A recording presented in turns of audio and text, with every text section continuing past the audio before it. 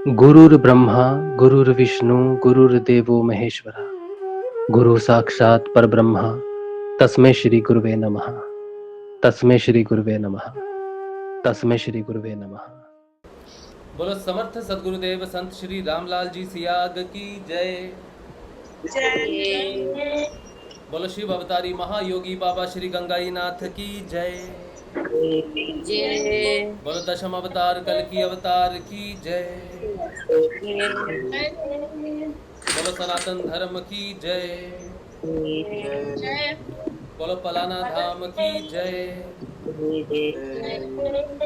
बोलो जामसर धाम की जय। बोलो काजलवास धाम की जय। जय श्री गुरुदेव, जय श्री दादा गुरुदेव। जय श्री दादा गुरुदेव। जय श्री गुरुदेव जी, जय श्री गुरुदेव। आप सबको जय श्री गुरुदेव। जो लोग गूगल मीट पे हैं और जो गुरु भाई गुरु बहन यूट्यूब पे, आप सबको जय श्री गुरुदेव। ये जो शाम का हमारा सत्संग रहता है अध्यात्म का, जिसका जो केंद्र है वो है हृदय। आप सबका हृदय ही अध्यात्म सत्संग का असली केंद्र है, क्योंकि अध्यात्म बिना हृदय के तो संभव नहीं है। बाकी जो जगह विशेष हम लिखते हैं वो तो हमारी फिजिकल प्रेजेंस की बात है, लेकिन असल में अध्यात्म सत्संग विज्ञान केंद्र का जो केंद्र है, अध्यात्म सत्संग विज्ञान का जो केंद्र है वो है हृदय। हृदय क्यों है? क्योंकि हृदय से ही आत्मा जो है द्विज बनता है। मनुष्य हृदय से ज्ञान उत्पन्न होता है, हृदय से ही द्विज बनता है, आत्मा का उत्थान होता है। आत्मा का उत्थान होता है तो आत्म ज्ञान प्रकट होता है। वो ज्ञान ही अध्यात्म है। अध्यात्म, अध्ययन, आत्मा, अध्यात्म, तो आत्मा का अध्ययन जो है अध्यात्म। और इसी का जो केंद्र है जहाँ से वो शुरू होता है वो है हृदय। तो ये जो हम शाम को बात करते हैं सत्संग की, गुरुदेव के अध्यात्म विज्ञान की जो बात करते हैं, अध्यात्म की जो बात करते हैं, विज्ञान का केंद्र अध्यात्म विज्ञान, यानी कि ये जो केंद्र है सत्संग का वो आपका हृदय है। ठीक है, उसकी बात करते हैं। अब ये बदलाव की बात करते हैं शाम को 6:30 बजे जब हम बैठते हैं सारे मिलके, तो बदलाव की बात करते हैं। विशेषतः बदलाव जो है ये बड़ा महत्वपूर्ण है, आपको इसके बारे में जानना चाहिए। छोटे छोटे बदलाव होते हैं, ठीक है, स्वभाव में बदलाव होते हैं, दिनचर्या में रोज़ सैकड़ों छोटे छोटे बदलाव होते हैं। वो बदलाव एक बार कुंडलिनी जागृत हो जाए तो शुरू हो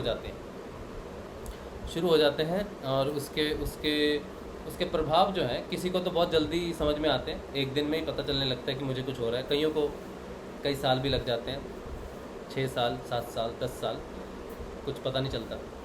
कई साल लग जाते हैं, पता ही नहीं चलता कि कुंडलिनी जागृत है कि नहीं जागृत है। तो ये ऐसा ही है विज्ञान, इसमें ऐसे ही होता है। बस इसमें सूक्ष्म परिवर्तन जो होते हैं वो इंसान को देखने पड़ते हैं, सिर्फ शारीरिक परिवर्तन नहीं होते। उसके बाद कुंडलिनी जो जागृत होती है, थोड़े से कष्ट होते हैं, मानसिक कष्ट आते हैं जीवन में, शारीरिक कष्ट भी आते हैं जीवन में, जब तक आप भौतिक चक्रों में रहते हैं। भौतिक चक्रों का अर्थ है भौतिक और सूक्ष्म भौतिक जो है। भौतिक यानी कि आपका शरीर, सूक्ष्म भौतिक यानी कि आपके प्राण और आपका मन, ये सूक्ष्म भौतिक है। तो इसके जो 3 चक्र हैं नीचे के, मूलाधार, स्वादिष्ठान, मणिपुर, इन तीनों चक्रों में आप जब तक असेंड नहीं करते, ऊपर फाइनल असेंड नहीं करते, तब तक आपको जो है वो परेशानी होती है। शरीर में परेशानी होती है, दर्द शरीर में होना या शरीर में बदलाव होने, जो भी डेप्थ आपने ले रखा है उसकी सेटलमेंट होती है। सेटलमेंट होती है जैसे अगर आप इसको सिंपल भाषा में समझें कि अगर कोई व्यक्ति मर जाए तो आप जाते हो वहाँ पे, क्या क्या कहते हो उसको देख के? ओम शांति। तो उसको कहते हो ओम शांति। तो इसका अर्थ क्या है अध्यात्म में? इसका अर्थ है कि तेरा और मेरा हिसाब किताब बराबर, तेरी और मेरी आपस में अभी शांति। तू मेरा लेनदार नहीं, मैं तेरा देनदार नहीं, या तू मेरा देनदार नहीं, मैं तेरा लेनदार नहीं। अपना हिसाब किताब बराबर, जो था यहाँ तक था, अब तू गया तो अपना सब बराबर हिसाब। तो फिर वो बच्चों से वसूल नहीं करना चाहिए, उनके बच्चों से वसूल नहीं करना चाहिए, उसकी पुश्तों से वसूल नहीं करना चाहिए। लेकिन संसार है तो छोड़ता नहीं है कोई, खाली फिर वो ओम शांति हट गया, बोला शांति वांति कुछ नहीं, रेस्ट इन पीस तू जा शांति से रह, बाकी यहाँ पे मैं संभाल लूँगा। तो ओम शांति का अर्थ हमारे जीवन से निकल गया है। लेकिन अध्यात्म जो है ये कभी बदलता नहीं, ये हमेशा वैसा ही है जैसा ये प्रकट हुआ हमारे सामने। तो ओम शांति का जब जब आप ऊपर असेंड करते हो तो आपके उच्चारण होता है, आपके अंदर से उच्चारण होता है। शांति पाठ जो बाहर करते हैं, शांति रोशत्या, शांति वनस्पत्या, शांति आकाश, शांति पृथ्वी, शांति ही, वो एक पाठ है शांति पाठ, वो होता है। तो वो शांति पाठ होता है कि मेरा आपस में शांति हो जाए भैया, बैलेंस हो जाए।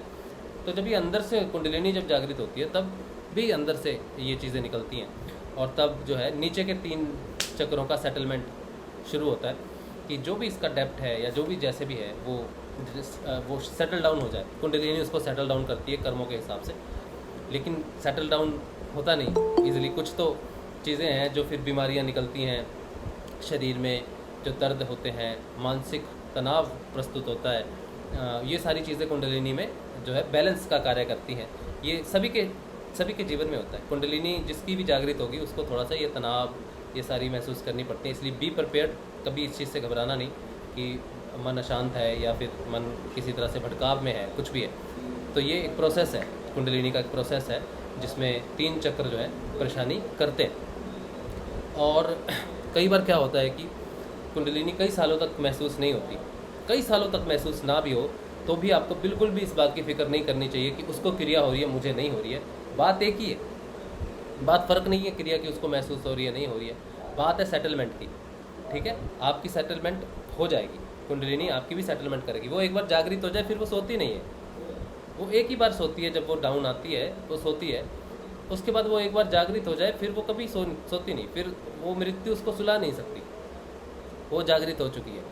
ठीक है, तो वो चलता है, काम चलता रहता है। गुरुदेव कहते हैं ना, ये काम जो है, ये पिछला जो कर्म कांड किया आपने वो अगले जन्म में बदलाव नहीं जाता है। ठीक है, लेकिन ये जो है अगर योगी नष्ट भ्रष्ट हो जाए तो अगले जन्म में वहीं से शुरू करेगा जहाँ से उसने छोड़ा है, करना पड़ेगा। तो ये गुरुदेव ने कहा, इसीलिए कहा कि कुंडलिनी एक बार जागृत होगी तो आप समस्याओं की चिंता मत करो। आर्थिक परेशानियाँ, मानसिक परेशानियाँ, शारीरिक परेशानियाँ, ये डेप्थ हैं, कुछ देने पड़ते हैं। ठीक है, तो इनसे घबराना नहीं चाहिए। आते हैं जीवन में, क्षण भर के लिए आते हैं, 1-2 दिन रहेंगे, 4 दिन रहेंगे। आपको उस समय मंत्र जाप करना है, गुरुदेव पे ध्यान देना है, गुरुदेव की ज़्यादा से ज़्यादा भजन सुनने हैं, गुरुदेव का भजन सुनो। मतलब अपना मन जो है, मन को एक डायरेक्शन देनी ज़रूरी होती है, क्योंकि उस समय मन भौतिकता से मुक्त होता है और अध्यात्म में अभी पकड़ा नहीं होता है, तो वो झूलता है इधर उधर। ठीक है, तो उसमें उसको थोड़ा सा देना होता है। जो हमारी जो प्रेजेंस है, हमारी जो भौतिकता की प्रेजेंस है, ये बड़ी महान है, बड़ी विशेष है। इसमें बहुत कुछ ऐसा है जो हम गुप्त ज्ञान जिसे कहते हैं वो हमें पता नहीं चलता। ठीक है, जैसे हम जब ध्यान में बैठते हैं, ये जो मंत्र उच्चारण है, ये जो नीचे की चीज़ें हैं, चक्र हैं नीचे के, ये शांति प्रकट करते हैं, बीमारियां प्रकट करते हैं। यहीं से ही ये सेटल डाउन होने के बाद ही आनंद की प्राप्ति होती है। ऐसे आप आनंदमय कोश में नहीं जाते। ठीक है, आनंदमय कोश में जाने का अर्थ एक ही है कि नीचे की सेटल डाउन हो गया सारी चीज़ें। आनंद परमानेंट है, वो टेम्परेरी नहीं है, लेकिन हाँ कुछ स्थितियों में कुछ देर के लिए वो आप अनुभव करते हो, लेकिन परमानेंट जो आनंद है वो नीचे का सेटल डाउन होना ही है। नीचे की शांति ही ऊपर का आनंद है। ये तो आप असेंड करोगे तब। जो भी हम जिंदगी में सीखते हैं, जो भी हम ज्ञान जो हमें प्राप्त होता है, वो सारा अंदर है। ठीक है, जो जियोमेट्री है, जियोमेट्री क्या चीज़ है मालूम है आपको? जियोमेट्री क्या होती है? जियोमेट्री होती है जो बाहर जितना भी व्याप्त है, जितनी भी घटनाक्रम घटते हैं व्याप्त रूप में, जैसे हमारा शरीर है या फिर ये घंटी है, ये व्याप्त है सारी चीज़ें। ये सारी की सारी चीज़ें क्या है? जियोमेट्री है। मैथमेटिक्स सबको बहुत बुरा लगता है, ज़्यादातर बच्चे मैथ से डरते हैं, लेकिन जियोमेट्री है, बेसिक नेसेसिटी है, बेसिक रिक्वायरमेंट है इस ब्रह्मांड की क्रिएशन की। बिना जियोमेट्री के शक्ति ये क्रिएट नहीं कर सकती। तो जो मैथ्स है वो बेसिक है हमारा। आज हमने मैथ्स डिस्कवर नहीं किया, या फिर हमने आज कोई ज़ीरो डिस्कवर कर ली या कर लिया, कुछ भी नहीं ऐसा। ये हमेशा से ही है। जब इंसान का जन्म हुआ, इंसान का शरीर घटित हो गया ना, तो जियोमेट्री पूरी घटित हो गई 100%। अब हमने क्या किया? अपने शरीर को खोजना है, अपने शरीर को जानना है, तो हमने जियोमेट्री को जान लिया। आर्यभट्टा को कहते हैं कि ज़ीरो का इन्वेंशन है। इन्वेंशन नहीं है, इन्वेंशन नहीं है। इन्वेंशन का अर्थ क्या होता है? खोजी है, उसने खोज किया, उसने फाइंड आउट किया एक्चुअली।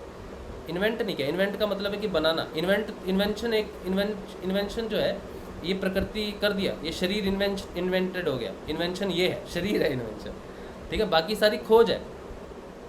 जितने भी साइंटिस्ट नाम से करते हैं ना, ये law, Boyle's law, Charles law, Newton's law, ये सारे इन्होंने अपने नाम से क्या कर रखा है, पेटेंट करवा लिए हैं। लेकिन ये इनका अधिकृत नहीं है, ये इनका नहीं है। ये भौतिकता में पैसे कमाने के लिए, ये नाम कमाने के लिए उन्होंने रखा है कि ये खोजी हैं, साइंटिस्ट खोजी हैं, इन्वेंटर नहीं है। इन्वेंशन नहीं की इन्होंने। इन्वेंशन शरीर की है जिसने, परमात्मा है इन्वेंटर असली। हम सब खोजी हैं। विज्ञान, पूरा ज्योमेट्री तो मेरे शरीर में ही है इस समय। अब मैं खोज लूँ अपने शरीर को, इसी में मुझे सब मिल जाएगा। बेसिक, जीरो, इन्फिनिटी मिल गया, सारा नंबर, सारे सिस्टम मिल जाएंगे, ज्योमेट्री पूरी मिल जाएगी, समानता। ज्योमेट्री आप शरीर में देखो, आपको मिलेगी ज्योमेट्री। ढूंढिए, क्या ढूंढना है, बोलिए क्या ढूंढना है शरीर में आपको, क्या ढूंढना है शरीर में, बोलो, मिल जाएगा। शरीर में ऐसा कोई बोलो, कोई ज्योमेट्री कुछ ढूंढना है। हाँ, हो सकता है थोड़ी रिसर्च करनी पड़े हमें, लेकिन शरीर में मिल जाएगा। ऐसा कोई नहीं है जो शरीर में आपके नहीं है। तो खोज, तो इन्वेंशन कैसे होगी? अब देखिए, सिंपल चीज़ है। 3D दुनिया सारी 3D है ना। 3D को जानते हैं, 5D, फिर स्पेस टाइम, वो 4D, 5D, 6D, 7D चला जाता है। वो खोजी आसमान में चले जाते हैं शरीर से निकल के। समय को एक डायमेंशन मान लिया, स्पेस को एक डायमेंशन मान लिया। फिर जब हायर एंड पे चले गए तो कहते हैं स्पेस और टाइम एक ही है अलग नहीं है। क्योंकि स्पेस में अगर कोई चीज़ का बेंड पड़ता है तो टाइम में भी बेंड पड़ जाता है। यानी कि अगर स्पेस से छेड़छाड़ हो तो टाइम से भी छेड़छाड़ हो जाती है। मालूम है आपको ये थ्योरी थोड़ी सी? जैसे आइंस्टाइन साहब ने ये बात कही थी कि जो रिंकल्स होते हैं ना, वो स्पेस, जो कोई तारा, कोई बड़ा ग्रह है, वो स्पेस में है, उसका वेट है ना, वो वेट से, अगर स्पेस, सोचो प्लेट है, वो वेट पड़ता है उसका, तो वो जो स्पेस है वो ऐसे हो जाता है उसके वेट से, ठीक है। तो वो टाइम भी उससे इफेक्टेड हो जाता है। कैसे? जैसे वो सूर्य ग्रहण में देखते हो, सीधा आपको दिखता है, लेकिन वो दबा हुआ है। तो जो नीचे का स्पेस है ना, जो ऐसे होना चाहिए था, स्पेस यहाँ पर होना चाहिए, तो ये दब गया नीचे, ठीक है। तो यहाँ वाली चीज़ यहाँ पर आ गई है। आप यहाँ से इसको देख रहे हो, आपको लगता है ये दिख रहा है आपको, आप इस पर तीर चलाओ तो ये लगेगा नहीं, क्योंकि वो यहाँ पर है वो स्पेस में डिफॉर्म हो रखा है वो, इसीलिए वो वहाँ पे दिखता है। तो टाइम और स्पेस का ऊपर लोचा है। हमारा विज्ञान कहता है कि टाइम और स्पेस से बाहर निकाल देंगे हम आपको। तो वो भी 5 डिमेंशंस तक आपको जाने की ज़रूरत नहीं है कहीं भी, वो आपको अंदर ही मिल जाएगा। 6D 7D भी मिल जाएगा, वो पता नहीं, अगर आप और गहरे जाओगे तो वो भी मिल जाएगा। ज्योमेट्री की जो बात है, शरीर की जो बात है, समझने की जो बात है, खोज की जो बात है, अपनी अंतर आत्मा जब जागती है ना, वो सारी इसके पास ज्योमेट्री, ट्रायंगल, रेक्टेंगल सारी हैं उसके पास पड़ी हुई हैं। आप देखो, श्री यंत्र क्या है? बेसिकली एक शक्ति पुंज है ना, शक्ति अपने अंदर संग्रहित करता है सारी की सारी। आप भी यंत्र ही हो भगवान के, ठीक है।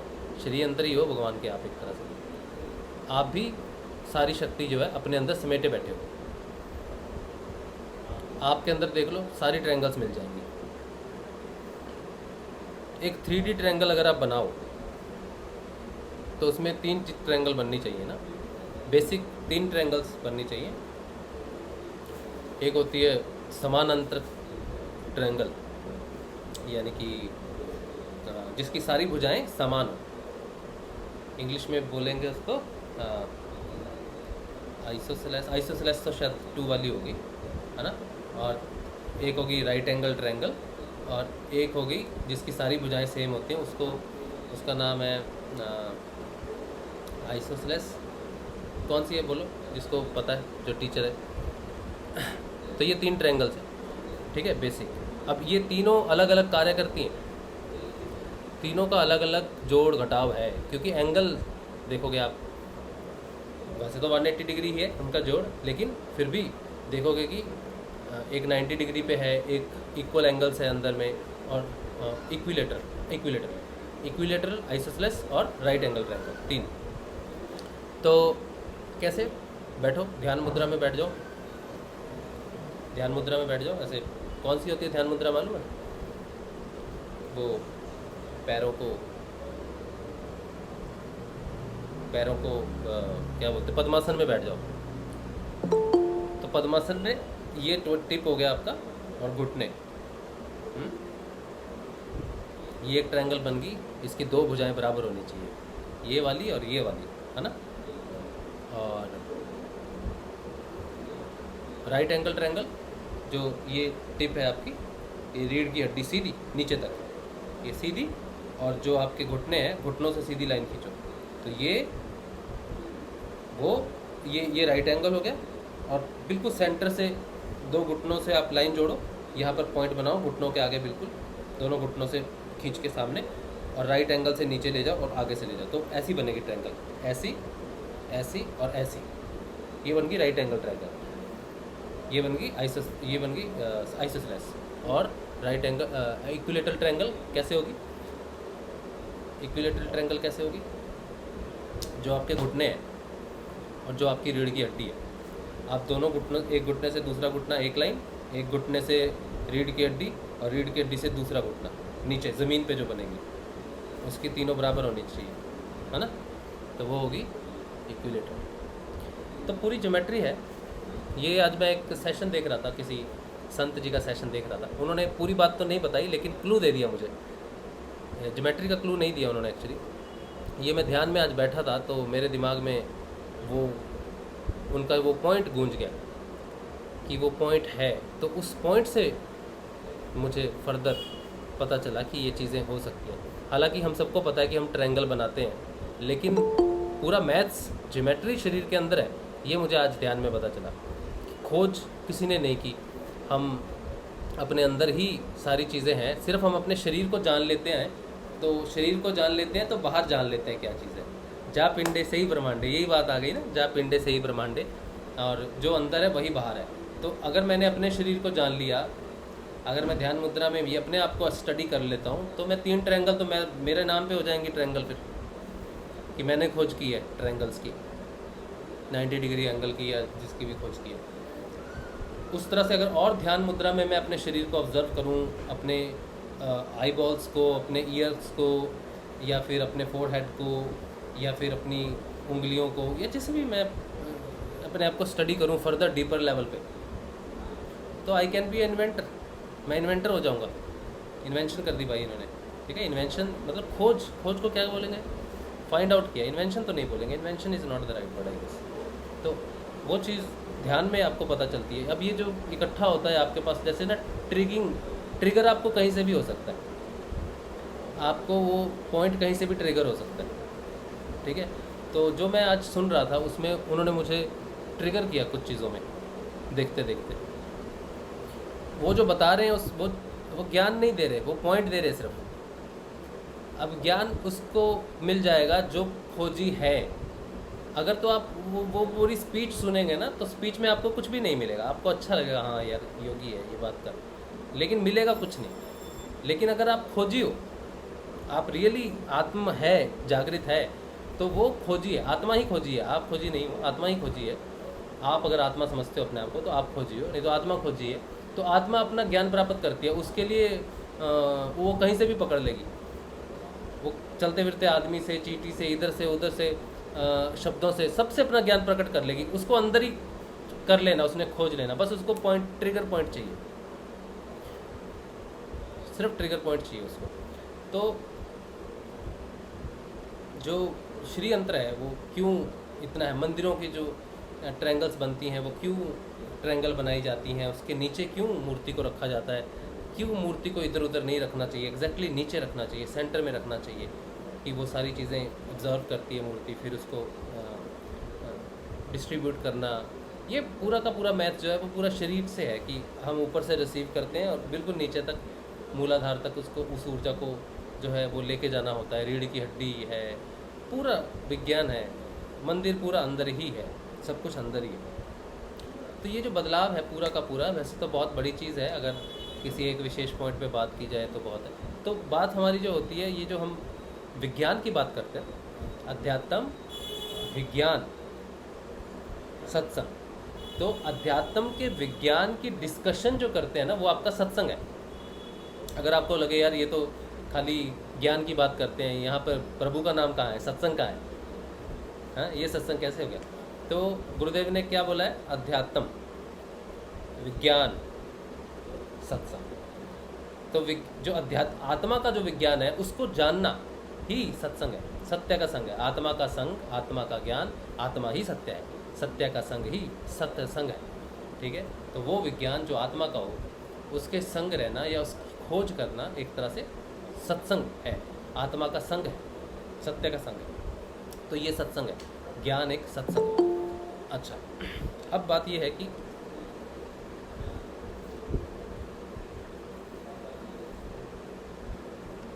जो बदलाव हम में आते हैं वो हमें देखने होते हैं, ऑब्जर्व करने होते हैं। अगर हमने अपने कुछ फाइंड आउट करना है, बाहर समस्याओं का समाधान करना है, तो कहाँ है समस्याएं? अंदर।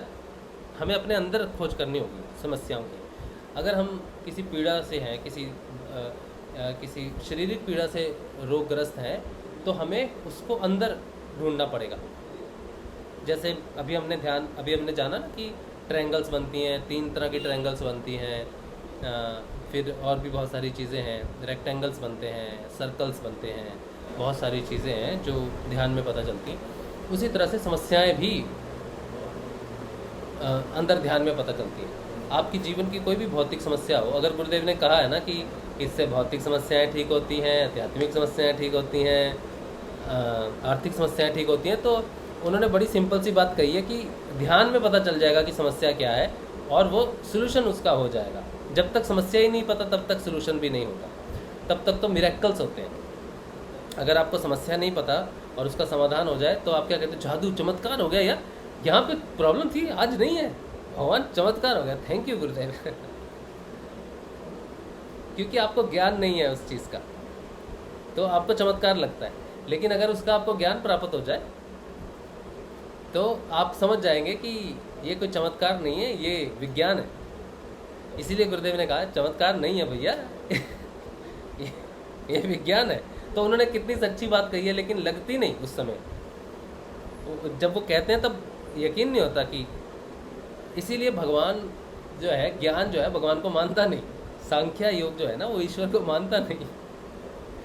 वो कहता है कि ईश्वर को तो चमत्कार से रिलेटेड है, विज्ञान है ये, हम जानते हैं हमारी प्रॉब्लम क्या है, सोल्यूशन क्या है, तो हम उसको ढूंढ के सोल्यूशन कर सकते हैं खुद, हमें किसी चमत्कार की ज़रूरत नहीं। सांख्या योग बड़ा प्रैक्टिकल योग है, बड़ा ही वैज्ञानिक योग है पूरा।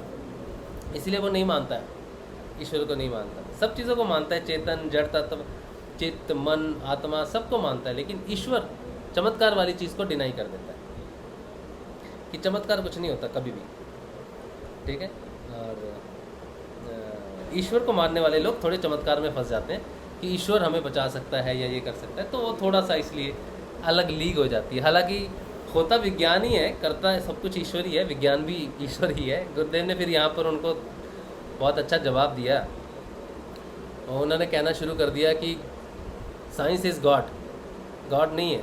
ये सांख्या योग की फिलॉसफी है जो गुरुदेव ने साफ कही है। अब किसको किसको समझाओगे सांख्या? लोग मुझे गालियाँ देते हैं, कहते तुम्हें ज्ञान नहीं है सांख्या योग का और तुम बकवास करते हो।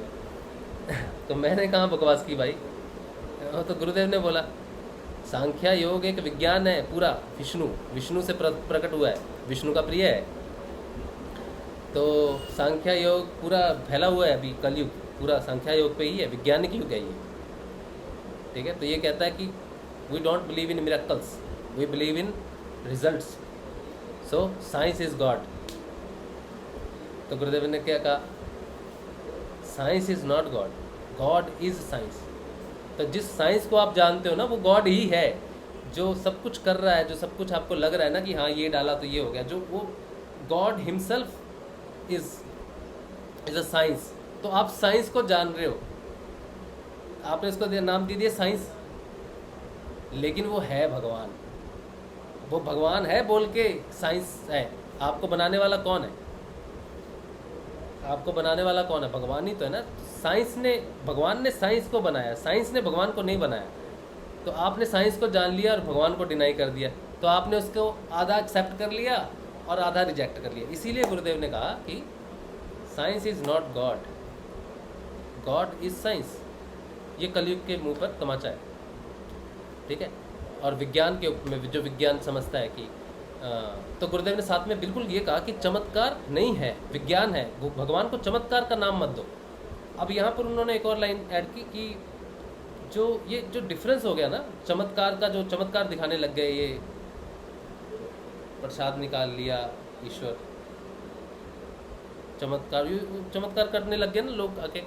जो धर्म गुरु है ना, वो उन्होंने भगवान को दे दिया कि भगवान मिरेकल करके आप ठीक करता है आपको, भगवान चुटकी मार के ठीक करता है आपको, भगवान फूंक मार के ठीक करता है आपको। लेकिन वो किस साइंस से ठीक करता है वो साइंस नहीं जानते कि भगवान करता है ठीक आपको, आपकी प्रार्थनाओं का जवाब मिलता है, लेकिन वो प्रार्थनाओं का विज्ञान क्या है, उस नाम जप का विज्ञान क्या है, आपने कौन सी चीज़ को इनिशिएट किया कि उससे फर्दर आपके अंदर बदलाव आके आप ठीक हुए।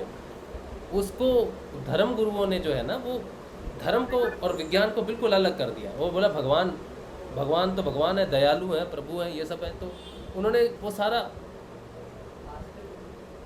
जो भगवान है, भगवान को मिरेकल्स में डाल दिया पूरा, और विज्ञान को अलग कर दिया, क्योंकि वो खुद नहीं जानते रहे ये चीज़, डिफरेंस क्रिएट कर दिया। अब ये जो डिफरेंस आया विज्ञान के बीच में और भगवान के बीच में, इसके लिए गुरुदेव नीचे आए और उन्होंने कहा कि अध्यात्म विज्ञान, अध्यात्म एक विज्ञान है। पूजा पाठ कर्म कांड, इसमें भगवान को विज्ञान से अलग मत करो।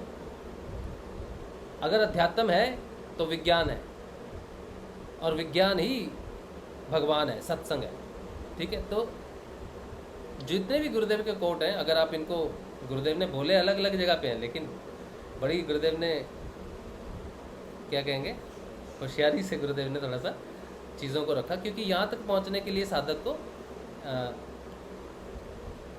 समान भाव में आना ज़रूरी है। नहीं तो गुरुदेव की सारी चीज़ों को आप एक लिपिबद्ध नहीं कर सकते। अगर आप गुरुदेव की बातों को, कोट्स को लिपिबद्ध करोगे ना, तो जैसे ABCDEFGHIZ तक है ना, ये पूरा आ जाएगा, A to Z आ जाएगा, पूरा विज्ञान सब कुछ आ जाएगा। लेकिन गुरुदेव ने आपके लिए छोड़ा, इधर उधर छोड़ दिया, क्योंकि ये आपकी यात्रा है। आपको उसको ABCD लाइनअप लगाना। जैसे शंकराचार्य जी आए, उन्होंने सारे ग्रंथों को लाइनअप किया, बिखर गए थे सारे। बिखर जाने का अर्थ है कि किसी को कुछ नहीं समझ में आ रहा, बस लगे हुए हैं जी, हाँ जी ये है जी, ये है जी सिद्धयोग, ये है जी सिद्धयोग सिद्धयोग यही वो नहीं है। सिद्धयोग बिल्कुल गुरुदेव ने डिफाइन किया है, लेकिन उसको लिपिबद्ध करना ज़रूरी है। तो आप गुरुदेव के कोट उठाओ और फिर उसको मिलाओ, एक एक कोट सही सही आ जाएगा, अपने आप आ जाएगा। गुरुदेव अपने आप आपको बताएंगे कि मेरे इस कोट के बाद ये वाला कोट लगाओ, इस कोट के बाद ये वाला कोट लगाओ, इस कोट के बाद ये वाला कोट लगाओ, ठीक है। तो ये चीज़ें जो है अपने आप लाइन अप होती जाएंगी सारी की सारी। तो हमारा जो पूरी जानकारी है, हमारा जो ध्यान है पूरा का पूरा, वो आंतरिक है। इसीलिए गुरुदेव ने साथ में दूसरा कोट ऐड किया कि हमें बाहर से किसी व्यक्ति से कोई उम्मीद नहीं करनी चाहिए। अब इसको मिस इंटरप्रेट ये किया जाता है कि तुम उस गुरु भाई के पीछे लग गए, उस गुरु भाई के पीछे लग गए, गुरु ने तुमको बोला उससे तुमको कुछ नहीं मिलेगा, तुमको जो मिलेगा अंदर मिलेगा। हालांकि गुरुदेव ने किसी गुरु शिष्य को महत्व नहीं दिया। कोई शिष्य इतना महान नहीं हो सकता कि गुरु उसके लिए कोट छोड़ के जाए। महान सिर्फ गुरु होता है। गुरु अपने गुरु की बात करता है, शिष्य की बात नहीं करता। आपको सब कुछ अंदर से मिलेगा, बाहर से किसी व्यक्ति विशेष से उम्मीद नहीं करनी चाहिए। ये व्यक्ति विशेष गुरु स्वयं है। उन्होंने अपने लिए कहा है कि आपको मुझ व्यक्ति विशेष से बाहर से कुछ नहीं मिलने वाला, मैं आपको बाहर से कुछ नहीं दूंगा। गुरुदेव ने कहा ना कि भाई मैं कुछ देता नहीं तो लूँगा क्या, है ना। और मैं आपको कोई चीज़ नहीं दे दूंगा। मुक्ति को खिलौना नहीं है कि गुरुदेव आप गए और गुरुदेव ने हाथ में पकड़ा। तो बाहर से कुछ लेन देन नहीं होता, जो होता है अंदर से होता है। तो गुरुदेव ने उसका कोट दिया आपको कि आपको बाहर से कुछ नहीं मिलेगा, जो मिलेगा अंदर से मिलेगा। इसलिए बाहर से आपको किसी व्यक्ति विशेष से उम्मीद नहीं करनी चाहिए। गुरु से बाहर से कोई लेन देन की उम्मीद नहीं करनी चाहिए। तो ये कोट गुरुदेव का जो है विज्ञान को संबंधित करता है कि आप अंदर खोजोगे ना तो आपको संसार की सारी समस्याएं तो मिलेंगी ही मिलेंगी, बल्कि सबसे पहले आपको अपनी समस्याएं मिलेंगी। आपको सबसे पहले अपनी समस्याओं की खोज हो जाएगी। जितनी भी समस्याएं हैं आपको, आर्थिक भौतिक सारी समस्याओं का समाधान बिल्कुल शांत मन से आपको मिल जाएगा। शांत मन से ही सब कुछ होता है। चाहे आप भौतिक समस्या से परेशान हो तो शांत मन ही आपकी भौतिक समस्या का समाधान करता है। ठीक है, तो ये पूरा का पूरा जो सिस्टम है हमारा, या जो भी है, हम सबको जो बनना है, हमें इन्वेंशन नहीं करनी है किसी चीज़ की, हमें खोज करनी है। ऑलरेडी चीज़ें हैं पड़ी हुई, बस हमें ध्यान लगाना है। ध्यान का मतलब ये है कि मैं अपने आप पे ध्यान लगाऊं, यानी कि मैं अगर गुरुदेव पे ध्यान लगाता हूँ, परमात्मा पे ध्यान लगाता हूँ, तो मैं खोज करता हूँ उसकी खोज में जब जाता हूँ तो रास्ते में मुझे सारा विज्ञान पड़ा हुआ मिलता है। और विज्ञान किसी की भी वो नहीं है, जागीर नहीं है किसी की भी विज्ञान। ठीक है, अब मैं गया आगे, थोड़ा आगे गया तो मुझे कुछ चीज़ पता चली कि ये चीज़ होती है, उसी को मैंने लिख दिया। जो वेद, 4 वेद हैं आपके, ऋग्वेद है, सामवेद है, अथर्ववेद है, ये जो 4 वेद हैं आपके, ये सारे आपके शरीर की खोज है। जितने भी दर्शन है, योग दर्शन, जितने भी 6 दर्शन है ना, भारतीय दर्शन में जो 6 दर्शन है, वो सारे के सारे खोज हैं। कोई ऐसा नहीं है कि पहले वो बना फिर आपने खोज की। आपने खोज की और उसका दर्शन बना। योग की तरफ बढ़ने लगे तो वो बन गया, वो लिखना पड़ा कि मैंने ये चीज़ें होती हैं। ऋषियों ने आके अपने आप के शरीर को खोजा तो उनको वो सारी चीज़ें मिली। तो गुरुदेव ने इसमें भी एक कोट दिया आपको कि जब हमारे संतों ने शरीर का अध्ययन किया तो उन्होंने देखा कि वो परमात्मा यहाँ बैठा है, सहस्रार में बैठा है। तो ये कोट जो गुरुदेव का है कि ऋषियों ने अध्ययन किया और उन्होंने कहा परमात्मा यहाँ बैठा है, तो उस शरीर के आधार पर सारे ग्रंथ लिखे गए, चाहे वो आयुर्वेद हो, हाँ, सांख्या हो, कुछ भी है, पूरा सब सारा, पतंजलि ऋषि का अष्टांग योग हो, मीमांसा हो, जो भी हो, वो सारा का सारा जो है आपको शरीर की स्टडी से मिला। तो सबसे ज़्यादा महत्वपूर्ण, सबसे बड़ा ग्रंथ कौन सा निकला? शरीर निकला। गुरुदेव ने यहाँ भी एक कोट दिया कि मैं आपको शरीर रूपी ग्रंथ पढ़ना सिखाऊंगा। गुरुदेव ने कह दिया कि मैंने आपको सारे ग्रंथ पढ़ा देने, गीता, कुरान, तैराक या जो भी बाइबल, सारा पढ़ा दूंगा। मैं आपको शरीर रूपी ग्रंथ पढ़ना सिखा दूंगा। ये पढ़ लिया आपने, बाहर किसी भी शास्त्र को पढ़ने की आपको आवश्यकता नहीं पड़ेगी, क्योंकि सारे शास्त्र तो आप, गुरुदेव ने आपको ABCD सिखा दी, बेसिक सारी चीज़ें सिखा दी। अब आप बनाओ, जितनी कहानियाँ बनानी है बनाओ, लेटर लिखो, माय बेस्ट फ्रेंड लिखो, इंग्लिश में लिखो, मैंने आपको लिपि सिखा दी, मैंने आपको व्याकरण सिखा दिया। अब आप इस पर लिखो, माय फ्रेंड्स ऐसे लिखो, माय स्कूल वेकेशन लिखो, कोई पैराग्राफ लिखो, कोई इंसिडेंट लिखो, कोई स्टोरी लिखो, फिक्शन लिखो, स्पिरिचुअल स्टोरी लिखो, लिखते रहो, सीख गए हो आप सीख गए हो। तो अगर शरीर पढ़ लिया आपने सारा, तो फिर ग्रंथ से कोई आदमी आएगा पूछेगा कि गीता में तो जी ऐसा लिखा है कि कर्म ही श्रेष्ठ है, ये है, तो फिर आपको जवाब आपके अंदर है, पता है आपको सारा कुछ। गीता पढ़ने की जरूरत नहीं, गीता का अध्ययन करने की जरूरत नहीं, गीता धारण है, अंदर ही है गीता।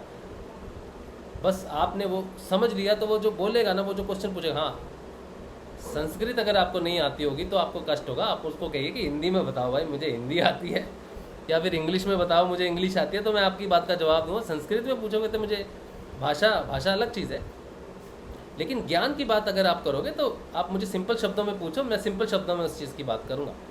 तो ये सिंपल शब्दों में सबसे बड़ा ग्रंथ जो आप लिए बैठे हो ना, ये शरीर है, और ये सारा शरीर से ही सारी घटनाक्रम है, सब कुछ है, सारी बीमारियाँ, सारी परेशानियाँ, सारी प्रॉब्लम, सारी चीज़ें इसी से। ये बहुत बड़ी चीज़ है, ठीक है। तो बाहर जो प्रकट होने लग गया, फिर स्टडी जो होने लगी, फिर कुछ तो योग की तरफ चले गए कि हमें सिर्फ परमात्मा से मिलना है, जानकारी हमें ज़रूरत नहीं, ज्ञान की हमें ज़रूरत नहीं, हमें परमात्मा से मिलना है। परमात्मा के मिलने के चक्कर में उनको ज्ञान प्राप्त हो गया, वो अलग बात है, लेकिन उनकी डिज़ायर थी योग की सिर्फ। और कुछ ने कहा भाई हम जानना चाहते हैं, योग ठीक है कर लेंगे योग भी, लेकिन हम जानना चाहते हैं। तो उन्होंने जो ऋषियों के लिखे हुए शास्त्र हैं उनको पढ़ना शुरू कर दिया। ठीक है, तो ये दो चीज़ें डिवाइड हो गई आपस में, दो अलग अलग धारणाएं बन गई। एक बन गया योग वाले लोग और एक बन गए वेदांती। योग और वेदांती दोनों अलग हो गए। धीरे धीरे धीरे धीरे धीरे धीरे धर्म गुरुओं के कारण योग का पतन हो गया। योग बन गया yoga hot yoga, Indian yoga, western yoga, belly के लिए योगा, चेस्ट के लिए योगा, फिटनेस योगा, ये सारे योगा आ गए। तो योगा सिर्फ नीचे के तीन चक्र भी नहीं, सिर्फ एक मूलाधार तक ही रह गया। मूलाधार भी नहीं कह सकते, वो फिटनेस, शरीर फिटनेस है बस, और कुछ नहीं। योगा जो यहाँ तक पहुँचता था वो सिर्फ मूलाधार तक लिमिटेड रह गया, और वेदांत जो पूरा यहाँ तक पहुँचता था वो सिर्फ जो है एक लिमिटेड हो गया, उसका ज्ञान ही ख़त्म हो गया। वो जो लिखा हुआ है ना वो तो रियलिटी है। अब जब रियलिटी ही ख़त्म हो गई है, प्रैक्टिकलिटी ही ख़त्म हो गई है, तो फिर वो थ्योरी किस काम की है। आपको किसी ने कहा देखिए आप इसमें ये मिलाइए, आप इसमें ये मिलाइए, इसमें मिलाइए, आपको रंग मिलेगा नीला या लाल या पीला या हरा या सफ़ेद, कुछ भी रंग मिलेगा आपको। अब उसका प्रैक्टिकल नहीं होगा तो वो किस बात का है, वो चीज़, वो ज्ञान किस बात का है, कौन ज्ञान है। भगवान को पाने का रास्ता प्रैक्टिकल है, थ्योरी नहीं। तो यहाँ पे गुरुदेव का कोट आ गया कि मैं कथा वाचने नहीं आया हूँ, मैं आपको रास्ता दिखाने आया हूँ। तो उस रास्ते पे चलना आपको पड़ेगा, यानी कि भगवान को पाने का जो रास्ता है वो योग है सिर्फ। वेदांत से आप भगवान को नहीं पा सकते। बिना योग के वेदांत पंगु है, ये भी गुरुदेव का ही कोट है कि आप पढ़ लो शास्त्र, पढ़ लो, सारे पढ़ लो शास्त्र, आप नहीं पा सकते ईश्वर को। रट्टा मार लो पूरा, नहीं पा सकते। उसको पाने के लिए वो प्रैक्टिकल करना पड़ेगा, पढ़ने से नहीं मिलता वो। अगर पढ़ने से ही मिलता तो फिर तो क्या बात थी, फिर तो सब जो पंडित है उन्होंने जो सब बना दिया वही हो गया। फिर तो बेचारे शूद्रों को कोई अधिकार ही नहीं होगा, क्योंकि वो कहाँ पढ़ेंगे, क्या करेंगे, कैसे करेंगे। पंडितों का काम है, पंडितों ने पढ़ लिया, उनके लिए तो मोक्ष ही होगा, उनका काम भी हो गया और उनका मोक्ष भी हो गया। तो बेचारे जो दूसरे हैं वो क्या करेंगे। ठीक है, तो उन्होंने कहा कि पंगु है वेदांत बिना उसके, क्योंकि पंगु सिर्फ वेदांत सिर्फ एक्सप्लेनेशन है, वो भगवान को पाने का रास्ते का लिखा हुआ चीज़ है। सिर्फ भगवान को पढ़ के नहीं पा सकते आप।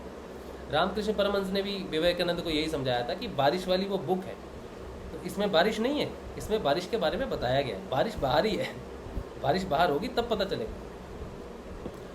तो अब ये देखिए, अब बड़ी ये देखिए, बड़ी ऐसी बात है कि मैं अगर आपको कहूँ कि ये नीला रंग है, आपको भी पता है कि ये नीला रंग है, हमने पढ़ा है, हम जानते हैं, हमें बताया गया है कि ये नीला रंग है। अगर हम शुरुआत से ही इस रंग को कुछ और कहते तो हम शायद वही कहते। हमारी हम जो फॉलो करते हैं ना चीज़ों को, हम जानते हैं, मानते हैं, लेकिन हमने उस चीज़ को धारण नहीं किया, उस चीज़ को ऑब्जर्व नहीं किया, प्रैक्टिकलिटी में उस चीज़ को नहीं लेके आया।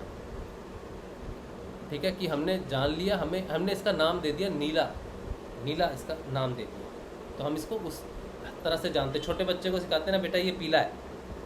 अगर छोटा जो जन्मा है, बच्चा जो जन्मा है, उसको सारे रंग उल्टे पढ़ाओ, उसको बोलो कि ये नीला नहीं है बेटा, ये लाल है, ये पीला नहीं है, ये हरा है। तो उन बच्चों को बाद में आके पूछो, 10 साल के हो जाएंगे, 15 साल के हो जाएंगे, दूसरे बच्चों के साथ मिला दो, फिर मिला दो उनको और पूछो कि कौन सा रंग है। जो बच्चे नॉर्मल, जिनको पढ़ के जो हम जानते हैं बताया, और एक को हमने बताया कि लाल नहीं है वो नीला है, नीला नहीं है वो लाल है, हरा नहीं है पीला है, पीला नहीं है हरा है, तो युद्ध हो जाएगा। वो कहेंगे नहीं तो हाँ ये लाल है, वो कहेंगे नहीं ये नीला है, ये हरा है, नहीं ये पीला है तो ये वेदांत है, ये वेदांत है। इसीलिए मैं हिंदू हूँ, मेरे कुरान है, मैं हिंदू हूँ, मेरी गीता है, मैं मुस्लिम हूँ, कुरान हूँ, मैं ईसाई हूँ, मेरे पास ये है। तो उनका रंग नीला, मेरा लाल हो गया, मेरा लाल उनका पीला हो गया, उनका पीला उनका हरा हो गया। तो ये पंगु हो गया सारी दुनिया, ये धर्मों में बट गई, रंगों में बट गई, रंगों में बट गई। तो वेदांत रह गया। वेदांत ने कई धर्मों का क्रिएशन कर दिया। योग धर्मों से मुक्त करता है, रंगों से मुक्त करता है, वो असेंड करवाता है आपको, वो आपको एक ही ज्ञान देता है जिस पे किसी का एकाधिकार नहीं है। ज्ञान पे किसी का एकाधिकार नहीं है। वेदों पे जो लिख दिया गया उस पे अधिकार हो गया। जिसने जैसा समझ लिया वैसा एक्सप्लेन करके लिख दिया कि ये नीला रंग है भाई, ये लाल नहीं है। दूसरे ने कहा ये नीला, ये लाल नहीं है, ये पीला है। तो पूरा सिस्टम करप्ट हो गया वेदों के आधार पर। हालांकि वेद अपने आप में बेचारे, वेद तो ब्रह्मवाणी है, ऋषि स्वयं ब्रह्म ने जन्म लिया और वेदों को लिखा, लेकिन उसकी इंटरप्रिटेशन जो कर दी गई ना, उसने विभाजन कर दिया, अपनी अपनी इंटरप्रिटेशन ने विभाजन कर दिया, क्योंकि योग नहीं था। अगर हर धर्म में उस चीज़ को लेके योग करवाया जाता कि अंदर की यात्रा, आत्मा की यात्रा करो तब आप कुरान को समझोगे, अंदर की यात्रा करो तब आप बाइबल को समझोगे, अंदर की यात्रा करो तब आप गीता को समझोगे, लेकिन किसी ने नहीं कहा कि घर में गीता रखो, सुबह और शाम गीता का पाठ कीजिए, घर में शांति आएगी, आपको सुख शांति की प्राप्ति होगी। लेकिन ये नहीं कहा कि आप घर में गीता रखिए और योग कीजिए। योग करने के लिए नहीं कहा, खाली गीता रखने के लिए कह दिया। अब गीता पढ़िए, पाठ हो रहा है सुबह शाम। पराया धन, पराया स्त्री पे आप नज़र नहीं रखना, गीता में लिखा है। कैसे पता चलेगा क्या, क्यों क्यों क्यों लिखा है? नहीं पता। सब धर्मों को छोड़ के मेरी शरण में आ जा। वो सुबह पाठ करता है गीता का, शाम को रास्ते में जाता है, बाहर जाता है, भेद करता है, क्योंकि वो सिर्फ पढ़ रहा है, धारण नहीं करता। तो पढ़ने से तो फर्क आया ही नहीं। तो जो एक्चुअल में जो है, जो खोज है, वो हमारी अपनी खोज है। किसी ने मुझसे कहा, गुरु भाई ने बोला गीता पे भी आप एक सेशन करो। मैंने कहा क्या सर? शरीर जो हम पढ़ रहे हैं ना, ये इसमें तो गीता, कुरान, बाइबल सब कुछ ही आ गया, कुछ बचा ही नहीं बाहर। कोई योग बाहर बचा नहीं, कोई वेद बाहर बचा नहीं, कोई गुरुवाणी, गुरु ग्रंथ कुछ भी नहीं बचा बाहर, सब कुछ है इसी में ही है। अब इसमें मैथमेटिक्स भी, आज तो हमने देखो, मैथमेटिक्स हो, साइंस हो, फिजिक्स हो, सारा कुछ इसमें आ गया। मूलाधार से मुक्त हो गए तो फिजिक्स से मुक्त हो गया। जब तक मूलाधार से अटके हुए हो तब तक फिजिक्स है। मूलाधार को जान लिया पूरा, फिजिक्स जान लोगे। अपने शरीर के बदलाव जान लोगे, केमिस्ट्री जान लोगे। अपने शरीर की ज्योमेट्री जान लोगे, मैथ्स जान लोगे। तो मैथ्स है, साइंस के कई रूप हैं। लैंग्वेज की ज़रूरत नहीं पड़ती आपको, भाषा की, क्योंकि हृदय ज्ञान है, ज्ञान से अर्थ, अर्थ से शब्द है, शब्दों से भाषा है। अगर आपको ज्ञान प्राप्त हो गया तो शब्दों की ज़रूरत नहीं। तो सब कुछ जो है वो अध्यात्म, विज्ञान, हृदय। अध्यात्म, विज्ञान, सत्संग, केंद्र क्या हो गया? हृदय। तो हृदय है केंद्र विज्ञान का, सत्संग का, अध्यात्म का, सबका। ठीक है, तो ये बेसिक चीज़ें हम अपना अध्ययन करें।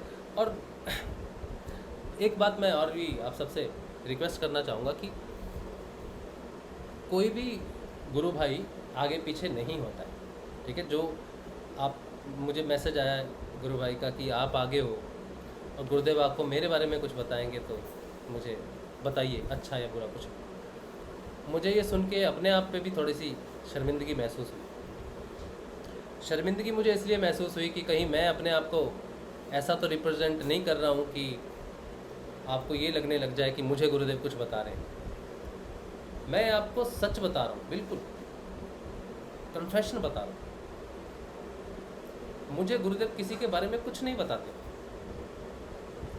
वो मेरे बारे में भी मुझे कुछ नहीं बताते। आपकी दूर की बात है, मुझे मेरे बारे में कुछ नहीं बताते। मुझे आज तक नहीं बताया मैं कौन हूँ, कहाँ से आया हूँ, क्या नहीं हूँ, कुछ नहीं।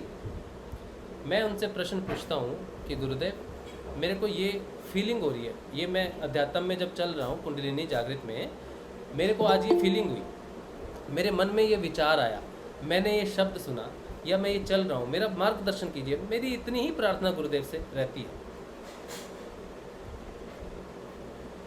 मेरे बारे में वो कुछ नहीं बताते कि बेटा तू कौन है, कहाँ से आया, क्या है। मैं उनसे पूछता हूँ कि गुरुदेव जो मैं आगे बढ़ा हूँ, इस स्टेप से आगे बढ़ा हूँ, इसका ज्ञान दे दीजिए मुझे।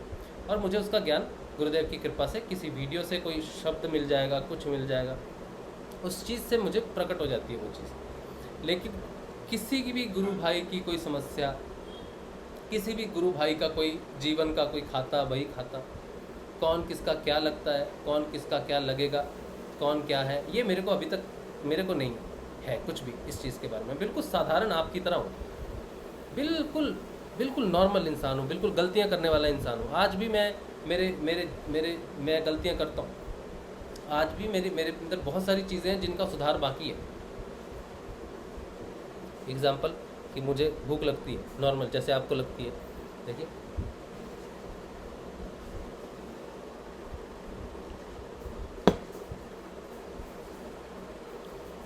मैं बिल्कुल, पहले क्या हुई मुझसे गलती कि जब ये शुरू हुआ ना, ज्ञान का सिलसिला शुरू हुआ, तब मैं काफ़ी देर तक एक डेढ़ 2 घंटे कई लोगों से बातें करता था। उनकी पूरी समस्याओं को मैं सिर्फ सुनता था और फिर मुझे जो सही लगता था, जो मुझे अंदर से प्राप्त होता था वो मैं बोल देता था। तो मैं लोगों की जीवन को सुनने लग गया। लोगों के जीवन को सुनने से मुझे ये लगने लग गया कि गुरुदेव मुझे माध्यम बना रहे हैं लोगों की समस्याएं सॉल्व करने के। ये उस समय हो भी रहा था। गुरुदेव जनरल वो चीज़ें प्राप्त भी होते हैं और गुरुदेव भी मार्गदर्शन करते हैं, मेरे माध्यम से भी कर रहे थे। लेकिन मेरी खुद की यात्रा है। मेरी यात्रा जब आगे चल रही है तो मुझे विशेष नहीं बनना है। मैं शिष्य हूँ और जीवन भर शिष्य ही रहूँगा, चाहे कितना भी बदलाव आ जाए, कितना भी ज्ञान आ जाए, कुछ भी हो जाए। पैर हमेशा पैर ही रहते हैं, वो सिर नहीं बनते कभी भी।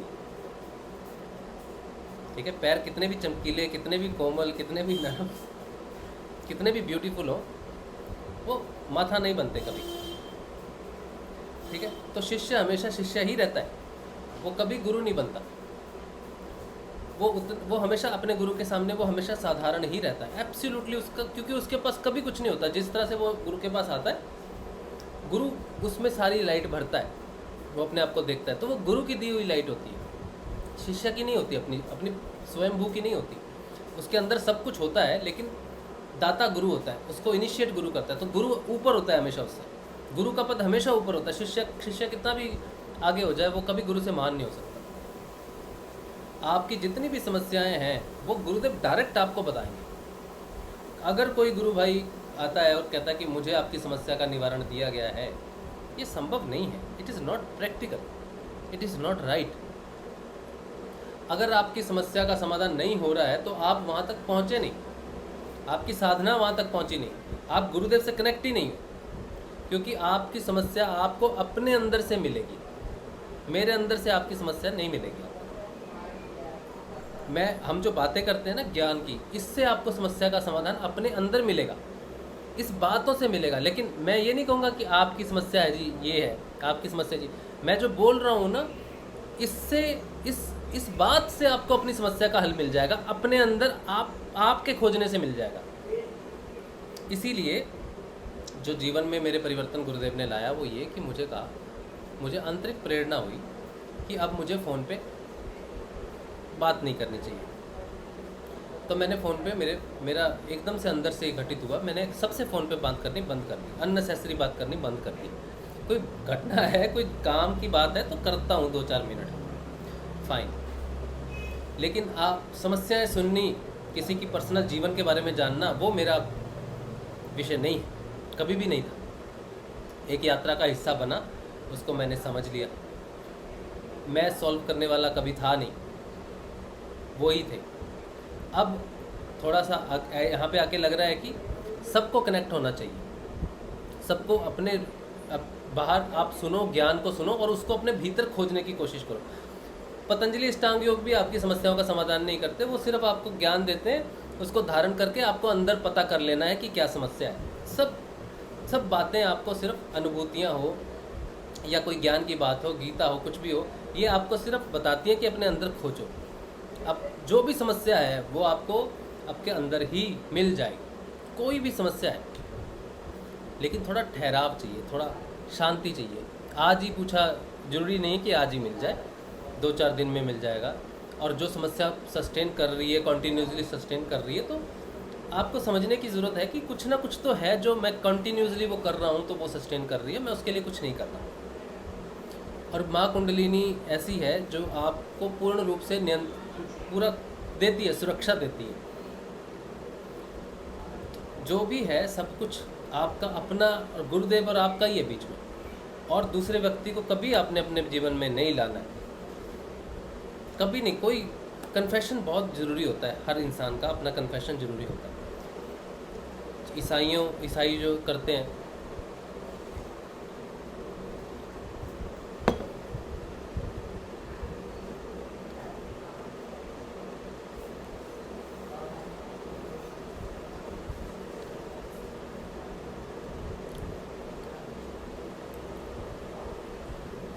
ईसाइयों में क्या होता है कि वो जाते हैं और पादरी को कन्फेस करते हैं ताकि उनके मन का बोझ हल्का हो जाए। कन्फेस करते हैं, बाहर कन्फेस करते हैं। कुंडलिनी में हम कन्फेस करते हैं, माँ को कन्फेशन करते हैं समर्पण करके। सेम चीज़ है, वो बाहर ये अंदर। तो हमारे अंदर भी बहुत भाव प्रकट होते हैं, बहुत चीज़ें प्रकट होते हैं, तो हम कन्फेशन करना ज़रूरी है अपना। इसको स्वाध्याय बोलते हैं। उन्होंने इंग्लिश में कन्फेशन बोल दिया, हमने हिंदी में स्वाध्याय बोल दिया। तो आप अपने स्वाध्याय करो, बिल्कुल बाहर किसी की ज़रूरत नहीं है। ज़रूरत सिर्फ इसलिए है कि ज्ञान आपको मिलना चाहिए कहीं से, वो शब्द मिलना चाहिए, ताकि उस लाइट से आप ज्ञान एक लाइट है, वो लाइट से आप अपने अंदर वो चीज़ खोज सको बस। और खोजनी भी नहीं है, वो मिल जाएगा ऑटोमेटिकली, अंदर लाइट हो जाएगी, वो चीज़ दिख जाएगी। इसीलिए हम ज्ञान की किताबें पढ़ते हैं कि जब मैं पढ़ूंगा वो लाइट जहाँ जहाँ मैं लेके जाऊंगा वहाँ पे जो चीज़ होगी मुझे दिख जाएगी। तो जो ज्ञान को पढ़ता है उसको वो लाइट में वो चीज़ दिख जाती है। ज्ञान अपने आप में एक लाइट है।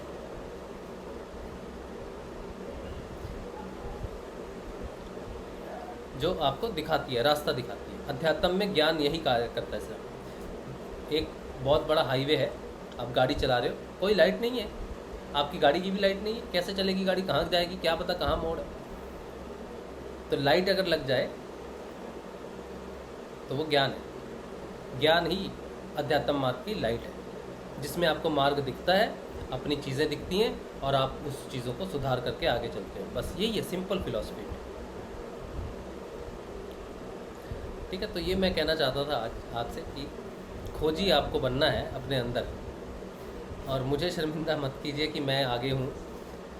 हो सकता है कि मेरी साधना अच्छी चल रही है, ठीक चल रही है, और जैसा गुरुदेव ने बताया है कि आपको अध्यात्म विज्ञान, आपको ज्ञान की प्राप्ति होगी, आपका जो भी गुरुदेव ने बताया है वो मेरे जीवन में घटित हो रहा है, ये सच्ची बात है। ठीक है, वो सबके जीवन में होगा। अगर आपके जीवन में नहीं हो रहा है तो इसका मतलब ये नहीं कि वो कार्य नहीं हो रहा। मेरे जीवन में भी 5 साल ऐसे रहे हैं कि मैं भी आपकी तरह तड़पा हूँ, बहुत, कईयों की तरह बहुत तड़पा हूँ, बहुत रोया हूँ, लेकिन मुझे फिर भी बाहर से कुछ नहीं मिला तो मुझे अंदर से ही मिला। तो मुझे जो, अगर मेरी अध्यात्म यात्रा अच्छी है किसी भी हिसाब से, हालांकि मेरे को सभी अच्छे नहीं मानते, 2-4 लोग ही अच्छे मानते हैं, बाकियों ने तो मुझे सर्टिफिकेट दे रखे हैं अलग अलग। तो आप, अगर आपको लगता है कि हाँ ज्ञान की आवश्यकता होनी चाहिए, तो वो भी अंदर से ही है, सब कुछ अंदर से ही है। अब आप अपने बारे में कुछ बताना चाहते हो या कुछ पूछना चाहते हो तो आप अपना बदलाव बता सकते हो, अनुभूति बता सकते हो। अनुभूति यानी कि जिससे हम सबको मार्गदर्शन हो, हमको पता चले कि हाँ ये चीज़ भी होती है, इससे भी ऐसा बदलाव आता है, वो आप बता सकते हो।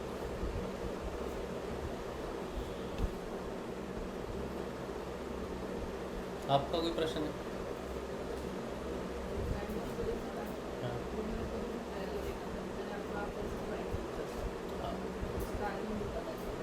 आज पता चला। हाँ हाँ, ट्रायंगल का एक और चीज़ भी होती है। ट्रायंगल को हम 3 चीज़ों से भी करते हैं। एक ट्रायंगल हो गया सूर्य, एक हो गया चंद्र, और एक हो गया अग्नि। यानी कि सूर्य हो गया पिंगला, चंद्र होगी ईड़ा, और अग्नि होगी सुषुम्ना। ये तीनों का केंद्र है आज्ञा चक्र। ठीक है, तो इस ट्रायंगल को देखना भी एक तरह से संभाव को प्रकट करता है कि संभाव या ज्ञान प्रकट होने की बात है, ट्रायंगल। फिर उसके साथ आपको आई नज़र आती है। सांप का आँख अलग बात है, लेकिन आपको सिंगल आई भी दिखाई देती है, वो भी आपको समदृष्टि में लेके जाती है। ठीक है, पिरामिड्स दिखाई देना वो भी। अच्छा, तो मेरी वाइफ को आज पता चला कि उनको ट्रायंगल्स दिखती हैं, तो ट्रायंगल का क्या अर्थ हो सकता है। तो उन्होंने, अब देखिए ये एक लाइट थी, ज्ञान की एक लाइट थी, तो उनको पूछने की ज़रूरत नहीं पड़ी, उनको अपने अंदर ही उनको पता चल गया कि मुझे दिखी थी लाइट, ये दिखा था।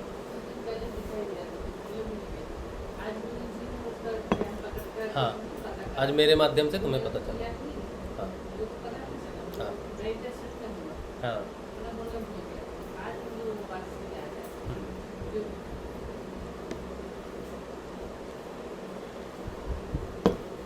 तो अगर आप कहो कि मुझे ट्रायंगल दिखती है, ये आपकी अनुभूति है,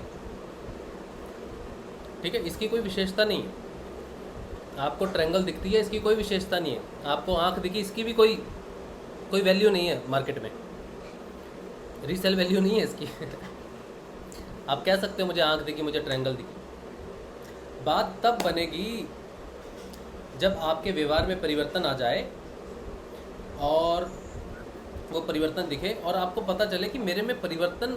फिर आप कहेंगे पहले मैं ऐसा सोचता था, फिर एक दिन मुझे ध्यान में ऐसा दिखाई दिया, उसके बाद मेरे में ये बदलाव आने शुरू हुए कि मुझे संभाव लगने लग गया। मतलब मुझे किसी से ईर्ष्या कर, कहीं किसी की चुगली हो रही हो तो मेरा मन वहाँ नहीं लगता है, कोई बहुत ही भेदभाव वाली बात हो रही हो तो मुझे वहाँ मन नहीं लगता। ये चीज़ मुझ में डेवलप हुई है और मेरे को ट्रायंगल दिखती थी कुछ दिन बाद, फिर मेरे में ऐसा बदलाव आया। इसकी वैल्यू है मार्केट में, इसकी वैल्यू है। आप अपने बदलाव को जानते हो, आपको क्या दिखा, सूरज दिखा, चंद्र दिखा, ये दिखा, वो दिखा, उसकी कोई वैल्यू नहीं मार्केट में। वैल्यू किसकी है? आपको कुछ दिखा और उसके बाद आपको अपने अंदर बदलाव आया दिखा, ये बात की बात है। ये बात ही मैं आपसे करता हूँ और ये बात ही मैं आपसे सुनना चाहता हूँ कि आप भी मुझसे ऐसे बताओ कि आपने ऐसा क्या देखा ध्यान में, आपको ऐसा ध्यान में क्या महसूस हुआ जिसके बाद आपके जीवन में परिवर्तन आया। यही मेरा क्वेश्चन होता है सिर्फ, और इसी चीज़ पे ही हमारी सारी डिस्कशन है। ठीक है, अच्छा हाँ जी, कौन? एक मिनट। गोविंद तिवारी जी, हाँ जी बोलिए सर। हाँ, जय गुरुदेव। जय श्री गुरु। भैया मेरा जो सहस्रार है ना, उसमें मुझे जकड़न बहुत होती है। और दूसरी एक बात ये है कि कोई अनखंड या कोई झूठी ऐसी वैसी बात करे तो मेरा मन ही नहीं लगता, मेरा बिल्कुल, मैं वहां से उठ के चल देता हूँ। हाँ ऐसा ही। पर मेरी जो ये जकड़न है ना, ये मेरी समझ में नहीं आ रही क्या है। मतलब सहस्रार है ना, इसमें ऐसा होता है मतलब क्विज कर रहे हैं, जैसे दबा रहे हैं। हाँ ऐसा होता है जब मैं उसमें ध्यान में जाता हूँ। अच्छा, आप गुरुदेव की समाधि पे कब जा रहे हो? मैं कल जाऊंगा भैया, शाम को 8 बजे। 8 बजे की ट्रेन है आपकी? हाँ, मैं 11 बजे की है, पर यहाँ से ग्रेटर नोएडा से निकलूंगा ना, 3 घंटे लग जाएंगे वहाँ पहुँचने में। अच्छा चलिए, रात को ट्रेन है, सुबह बीकानेर पहुँच जाएंगे? हाँ, सुबह पहुँच जाऊंगा 5:30 बजे। सुबह 5:30 बजे। फिर क्या करेंगे उसके बाद? मैं सीधा फ्रेश होकर के गुरुदेव की समाधि पे चला जाऊंगा। हाँ, फिर वहाँ से वही मैं बैठा रहूंगा। और दादा कितना दिन? कल है, आप पहुँचोगे 23 तारीख को, मतलब पहुँचोगे आप बीकानेर। तो 23 तारीख को पहुँच के फिर कितना दिन बीकानेर में रह रहे हो? 2 दिन, 23 और 24। 23 और 24, चलो। फिर उसके बाद 25 को क्या है, वापस चला जाऊंगा काजलवास। ठीक है, जब काजलवास जाएंगे ना, या जिस भी समाधि पे जाएंगे, जब वैसे तो गुरुदेव की समाधि पे जाएंगे तो माथा रखेंगे, दादा गुरुदेव की समाधि पे जाएंगे तो माथा नीचे रखेंगे। काजलवास में जो समाधियां हैं नवनाथों की और 2 सिद्धों की, ठीक है, तो इतनी समाधियों पे जनरली साधक जाता है तो सिर्फ नमस्कार करता है दूर से। आपने क्या करना है कि हर समाधि पे माथा रखना है, ठीक है। अच्छा, उनका हैंग हो गया है सिस्टम, वेट करते हैं उनका।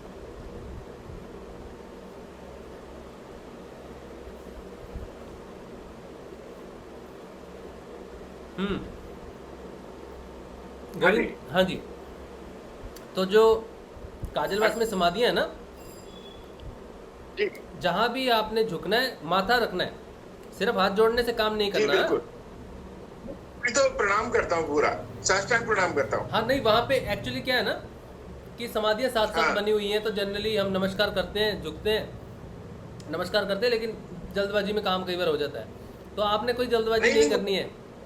मैं 4 बजे तक सुबह पहुंच जाऊंगा, 8 बजे, और शाम तक 4 बजे तक वहीं रहूंगा। बस ठीक है, तो ये करना। और उम्मीद है कि जो जकड़न है आपकी, वहाँ पर आपको समाधान हो जाए तो अच्छी बात है, क्योंकि वहाँ पे बहुत ऊर्जा अच्छा। है श्री गुरुदेव की। हमारे गुरुदेव, दादा गुरुदेव, हमारे परम दादा गुरुदेव जितने भी हैं वहाँ पर, सबकी जी। ऊर्जाएं बहुत अच्छी हैं। तो आपकी जो जकड़न है ये तो ऑब्वियसली कुंडलिनी के कारण है। वहाँ पे जब आप अच्छा। जाओगे तो आपको ऊर्जा का डेफिनेटली, ऊर्जा तो आपको मिलेगी वहाँ पर जाके पहली बार।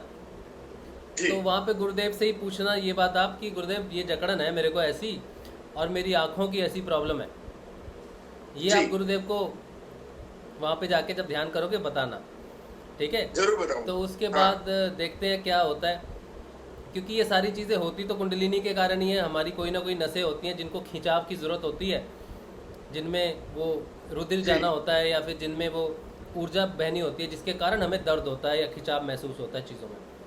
अब मैं एग्जांपल के तौर पे कहूँ तो मेरी रीढ़ की हड्डी जो है वो स्टिफ है, तो उसमें खिंचाव की ज़रूरत है।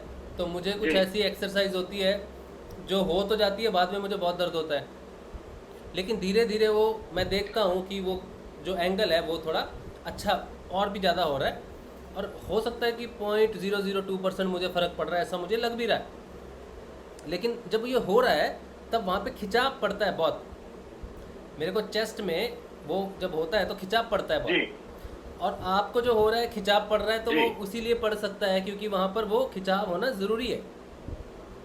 तो है तो वो कुंडलिनी क्रिया, अच्छा। ठीक है। अब आपको जो राहत मिलेगी वो कब तक वो खिंचाव रहेगा, वो तो उसका तो कुछ कहा नहीं जा सकता, लेकिन गुरुदेव के वहाँ पे जब ठीक प्रार्थना है। करेंगे आप, तो आपको अपने सवालों का जवाब मिलेगा। और माथा रखने की बात मैंने इसलिए कही है, कोई विशेष आपके लिए जी। नहीं है कि मैंने आपको ही कहा है, कोई मुझे प्राप्त हुआ ध्यान कि गोविंद को ये बात कहो, इसलिए नहीं मैंने अच्छा। कहा। मैंने इसलिए कहा कि मैंने गलती की थी वहाँ पर जाके, ये कि जो हमारे सारे दादा गुरुदेव की समाधि है, मैंने सबको नमस्कार हाँ। किया था, तो एक दो जगह पे अच्छा। सिर रखा भी होगा, मुझे याद नहीं। लेकिन जब तक मैं भवनाथ जी की समाधि पे पहुंचा, जो सबसे लास्ट में पड़ती है, हाँ। जिधर से हम एंट्री करते हैं ना, उस तरफ से वो उस तरफ पड़ती है। हालांकि उधर घूम के आते हैं, लेकिन वो थोड़ा उधर हो जाती है। पर दादा गुरुदेव की समाधि थोड़ी सी अलग है, जी ठीक है। तो मैं जब वहाँ पर पहुंचा तो मैंने दूर से ही नमस्कार, दादा मैंने उतना जाना नहीं उस चीज़ को, तो मैंने दूर से अच्छा। नमस्कार किया और ऐसे ही। तो योगेश जी ने मुझे कहा कि यहाँ पे माथा रख। अच्छा।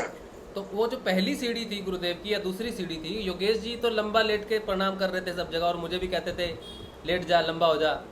तो मैं कभी हो जाता था, कभी नहीं, एक दो जगह पे हो जाता था, कहीं नहीं भी हुआ। तो जब उन्होंने मुझे कहा कि जी परदादा गुरुदेव भवनाथ जी की समाधि पे वो लंबे हो गए, तो उनको कुछ फील हुआ माथे पे। तो उन्होंने मुझे कहा जी। कि माथा रख जल्दी, यहाँ माथा रख। तो जब मैंने माथा रखा ना, उसके बाद मुझे एजपा जाप का महसूस हुआ, चिपक अच्छा। गया था, मैं समाधि के साथ चिपक गया था।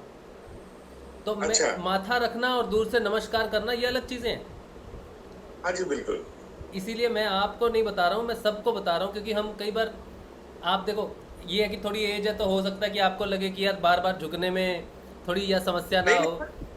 नहीं नहीं भैया, ऐसी बात नहीं है। हाँ, बस आप झुक जाना, लेट जाना बोले। बिल्कुल बिल्कुल।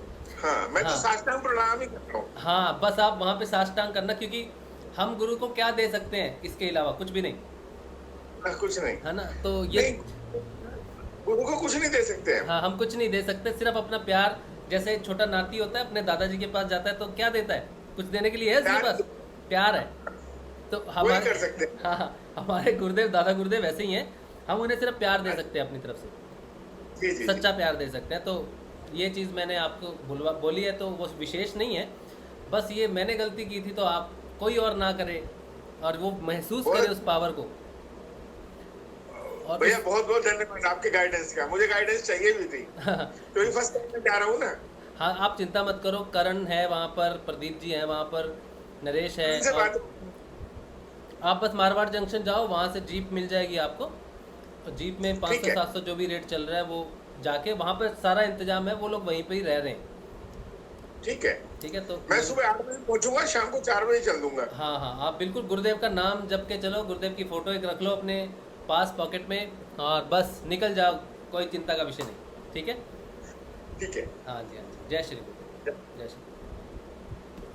अच्छा चलिए, ये तो गोविंद जी जो जा रहे हैं गुरुदेव की समाधि पे, गुरुदेव के दर्शन को। और टी शर्ट्स, गोविंद जी वहाँ पे टी शर्ट्स भी मिल जानी चाहिए। ठीक है, आप उनसे बोल देना कि मुझे 2 टी शर्ट चाहिएगी। आप कोई बात नहीं, आप वहाँ जाओ, ठीक है, और आपको मिल जाएंगी टी शर्ट्स। अब होपफुली वहाँ 23 को पहुँचेगी, कम क्वांटिटी में होंगी, लेकिन अगर मिल जाती है तो अच्छी बात है।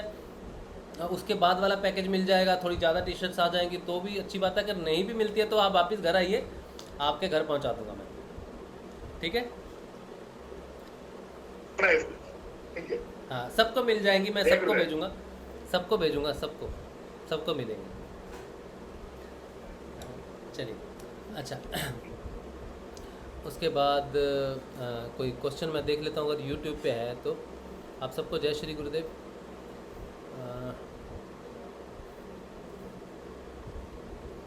बहुत सारे मैं देखता हूँ, कई बार नए नाम जुड़ते हैं, जो नए जुड़े हैं आप सबको जय श्री गुरुदेव, और जो पुराने हैं उनको भी जय श्री गुरुदेव।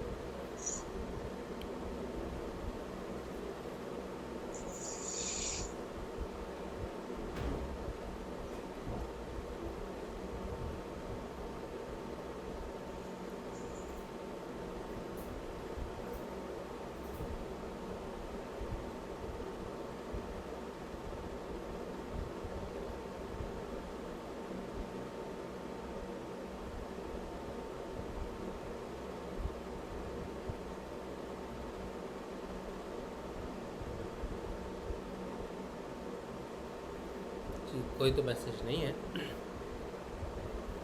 अच्छा, कोई और किसी गुरु भाई का कुछ सवाल जवाब कुछ हो, कोई प्रश्न हो या कुछ भी, आप कुछ पूछ भी सकते हो। देखो, मैं अनुभूतियों के लिए मना नहीं करता हूँ आपको कि आप अपनी अनुभूतियाँ मत बताओ या कुछ भी बताओ।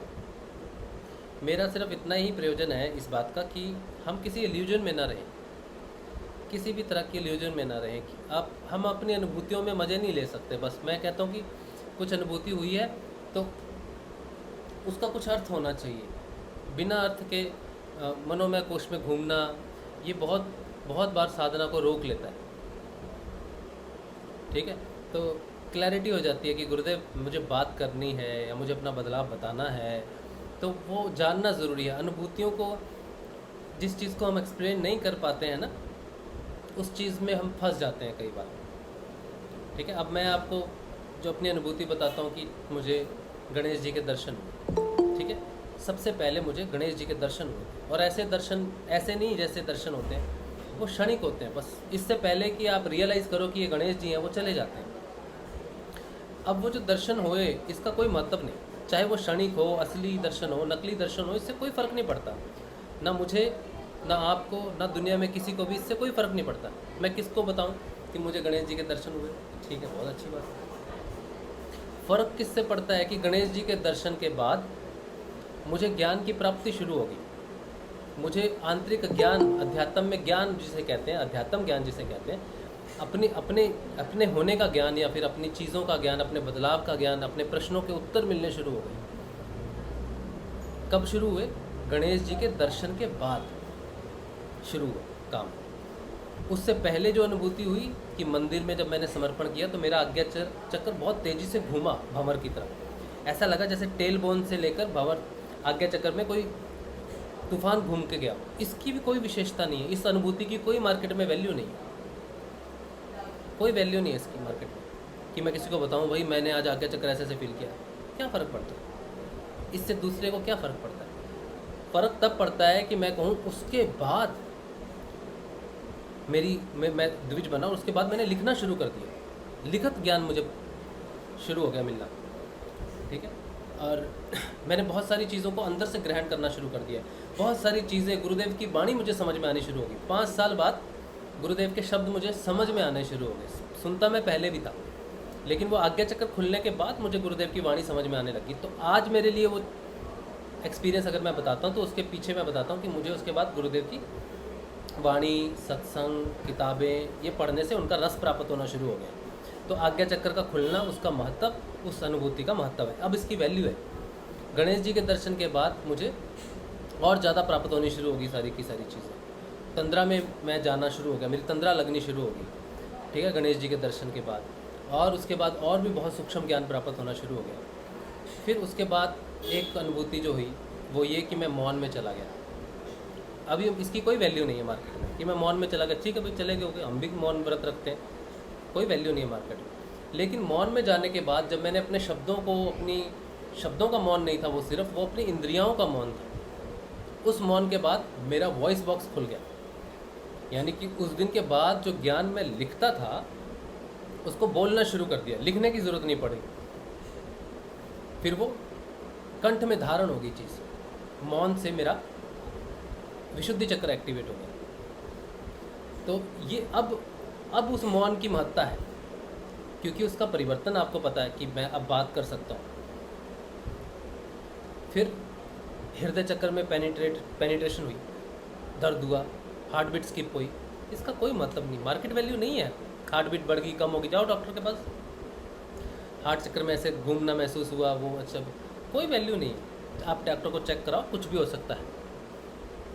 लेकिन उसके बाद मेरे को वितर्क और विचारों से मुक्ति मिलनी शुरू होगी। अपने अंदर के जो वितर्क थे, विचार थे, गिल्ट थे, जो मुझे खींचते हमेशा कहते थे जीवन में कि ये किया है, वो करना, ये है, वो है, तूने ये किया, वो किया, उनसे मुक्ति मिल गई कि मैंने कुछ नहीं किया। उसके बाद जो है हृदय से मुझे जो समाधि जो लगनी शुरू हुई, उसके बाद ही मुझे मौन प्रकट हुआ था।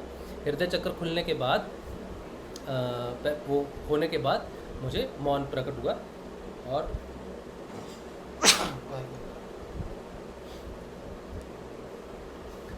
उसके बाद मुझे मौन प्रकट हुआ। मौन प्रकट के बाद विशुद्धि चक्र एक्टिवेट हुआ। बोलने की क्षमता मौन में जाने के बाद प्रकट हुई। तो अब इन सारी की वैल्यू है, हम सबकी वैल्यू है। आज्ञा चक्र का एक्टिवेट होना, उसकी वैल्यू है। हार्ट चक्र का एक्टिवेशन, उसकी वैल्यू है। विशुद्धि चक्र का एक्टिवेशन, इन तीनों की अनुभूतियाँ मुझे हो चुकी हैं। अब मैं अगर वो अनुभूति सुनाऊँ तो मैं उसको वेरीफाई कर सकता हूँ, प्रूव कर सकता हूँ, इसलिए उनकी वैल्यू है। उससे पहले उनकी वैल्यू नहीं थी। मूलाधार का गणेश जी का अब उसकी वैल्यू है, ठीक है।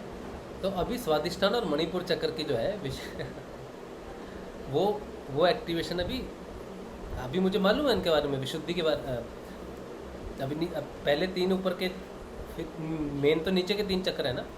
तो नीचे सबसे पहले मूलाधार का जो गणेश जी, फिर हृदय चक्र, फिर विशुद्धि, फिर नहीं, सबसे पहले आज्ञा चक्र, सबसे पहले आज्ञा चक्र, फिर गणेश जी आए, फिर हृदय चक्र आया, फिर विशुद्धि आया, उसके बाद मणिपुर और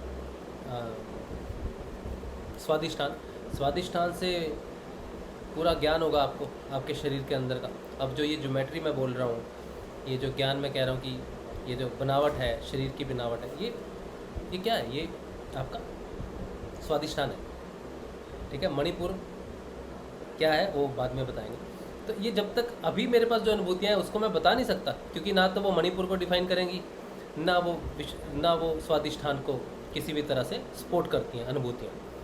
लेकिन जब वो हो जाएगा, प्रकट हो जाएगा, तब मैं कह सकता हूँ कि मूलाधार का ये था, आज्ञा का ये था, विशुद्धि का ये था, हृदय का ये था, स्वादिष्ठान का ये था और मणिपुर का ये था। तब मैं उसको सपोर्ट, कहते हैं ना भाई, सपोर्टिंग डॉक्यूमेंट्स लगाओ। ये इसको कौन मानेगा?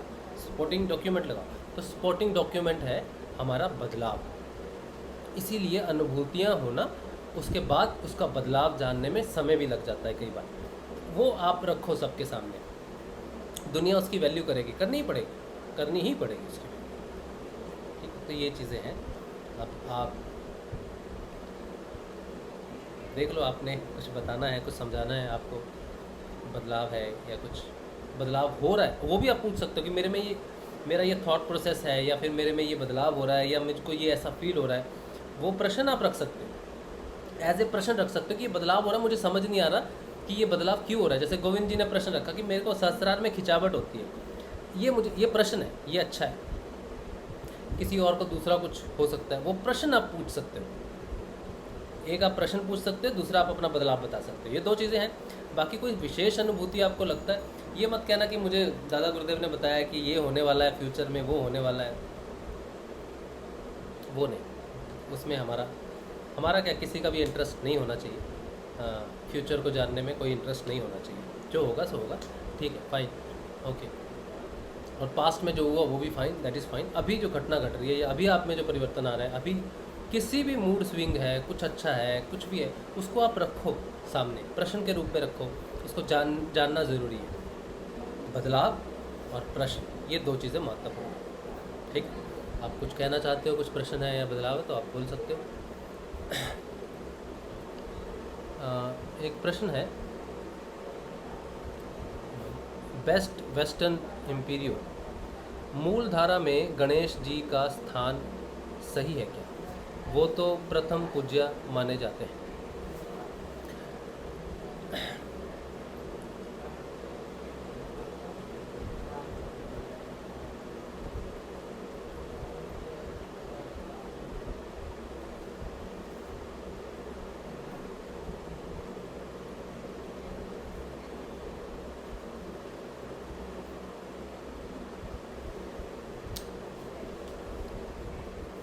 जो गणेश जी है ना, वो अमृतत्व की निशानी है, अमरता की निशानी है गणेश जी।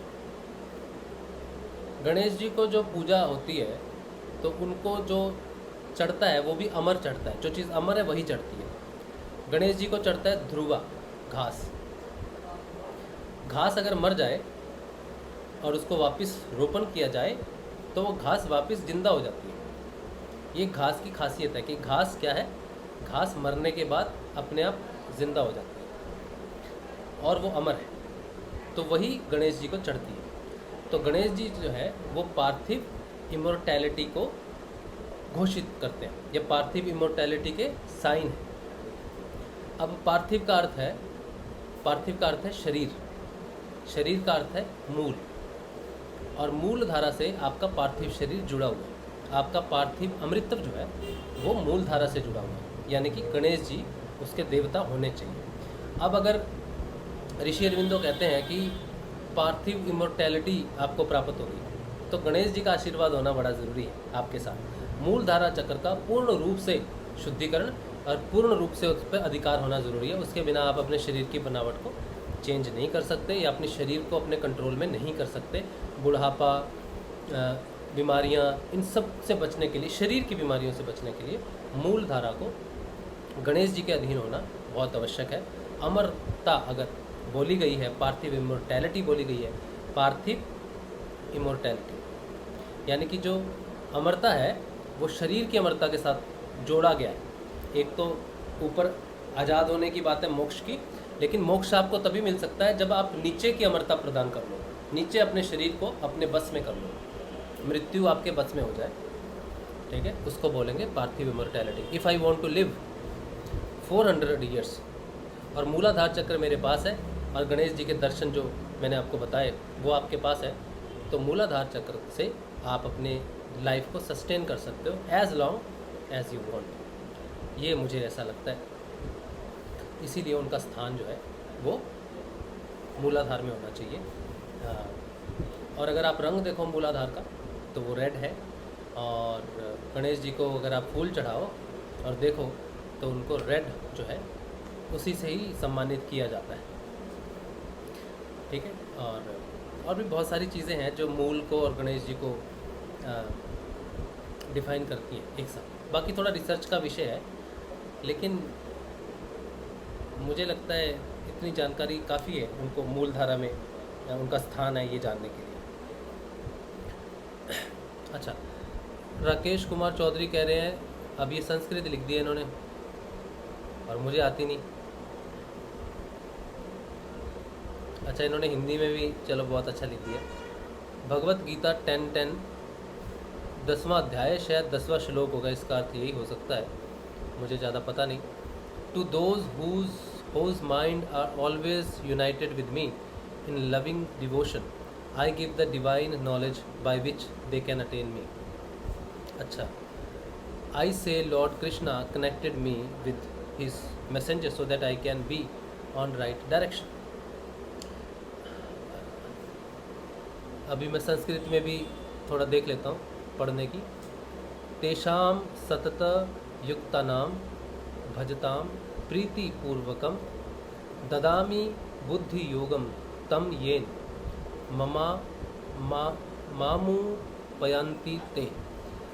मतलब कहने का है कि जिनका जो ध्यान है, माइंड मीन्स योर ध्यान या अटेंशन, जिनकी ध्यान या अटेंशन हमेशा मुझ में रहती है, प्यार से, प्यार भरी अटेंशन मुझ में रहती है, मुझसे यूनाइटेड रहती है, जिनका ध्यान सदैव मुझ में रहता है, मैं उन्हें दैविक ज्ञान देता हूँ जिससे कि वो मुझे पा सके।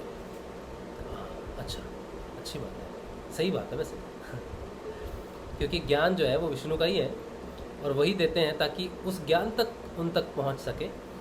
और कृष्ण को तो उनकी माँ नहीं बांध पाई थी रस्सी से, वो उनको बांधा जाता है प्रेम से ज्ञान से भी नहीं बनते वो, ज्ञान से तो उनको पाया जरूर जा सकता है लेकिन बंधते वो प्रेम से ही है, प्रेम ही है उनकी काट, और कोई नहीं।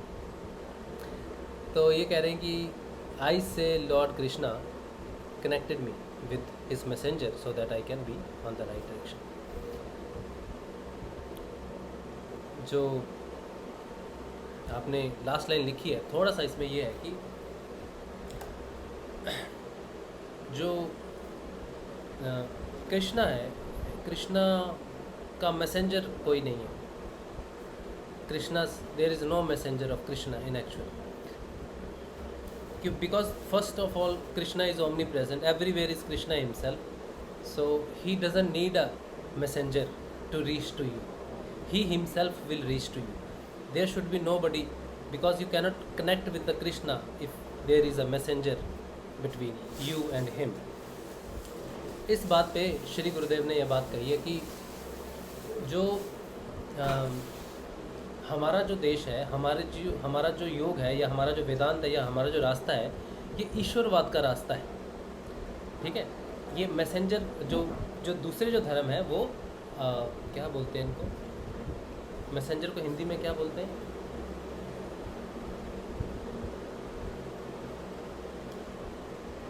क्या बोलते हैं, ये जो जीसस आया, ये जो मूसा आया, ये सारे मैसेंजर्स थे, दे ऑल मैसेंजर्स। ये मैसेंजर्स आ गए बोल के ये धर्म इनकम्प्लीट हो गए अपने आप में।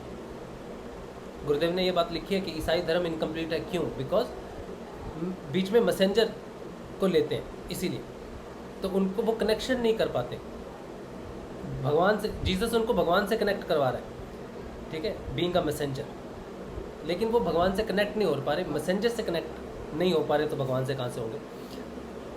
तो हो भी पा रहे हैं तो वैसे नहीं हो पा रहे जैसे उनको वो कनेक्ट करना चाहते। तो मैसेंजर एक्चुअली क्या प्रॉब्लम क्रिएट हो जाती है मैसेंजर से? तो गुरुदेव ने कहा है हमारी धरती ईश्वरवाद की धरती है कि हमें अगर कृष्ण को पाना है तो हमें डायरेक्ट कृष्ण से ही जुड़ना पड़ेगा।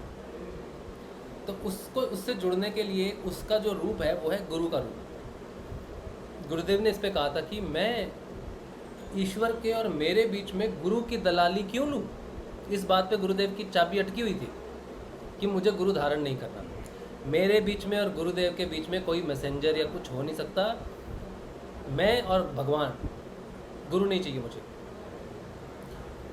तो उनको बाद में पता चला इस बात का कि गुरु मैसेंजर नहीं है या बीच की कड़ी नहीं है, गुरु ही भगवान है।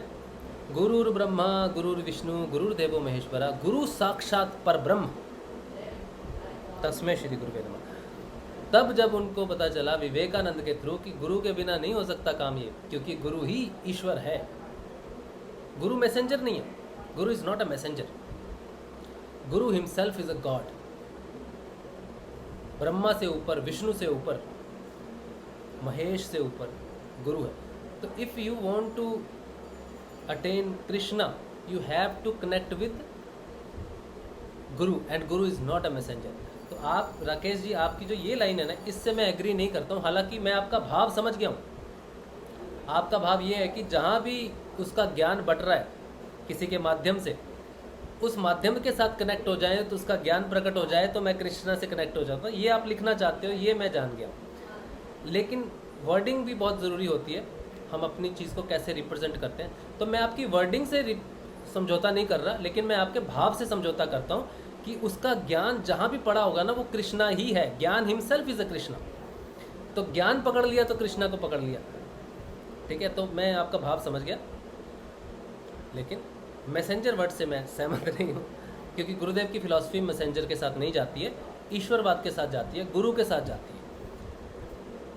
ठीक है, तो ये चीज़। अच्छा, और इन्होंने लिखा है संदेशवाहक दूत पैगंबरवाद। हाँ, पैगंबर, उमेश ने सही लिखा है, थैंक यू उमेश। पैगंबरवाद है ये सारा। ये मैसेंजर जो है ना, ये गुरुदेव क्या कहते हैं, गुरुदेव ने कहा ये पैगाम लेके आते हैं। मैसेंजर क्या करता है, मैसेज, पैगाम लेके आता है, इसीलिए इसे पैगंबरवाद कहते हैं। धर्म, पैगंबर मोहब्बत कहते हैं ना, तो वो मैसेज लेके आया।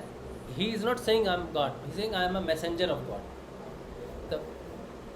तो कनेक्टेड हमें मैसेंजर से नहीं, मैसेंजर तो मैसेज लेके आया है, ये चीज़ है। तो we need to connect with the message, not with the messenger. ये सही चीज़ हो सकती है कि we can connect with the message, यानी कि ज्ञान, so that we can connect with the Krishna. चलिए, ये आई होप कि ये थोड़ा है क्लियर। बाकी बाबूलाल बेनीवाल जी कह रहे हैं, जय गुरुदेव राशि भाई जी, क्या कान में ईयर प्लग डाल के नाद सुनने में कोई नुकसान तो नहीं है? कोई नुकसान नहीं। जब आप ईयर प्लग डालते हो ना नाद को सुनने के लिए, नाद क्या चीज़ है, नाद आपको गहरे ध्यान में लेके जाता है, गहरे कॉन्शियस में लेके जाता है। तो जब आप गहरे कॉन्शियस में जाते हो तो होश खो जाता है।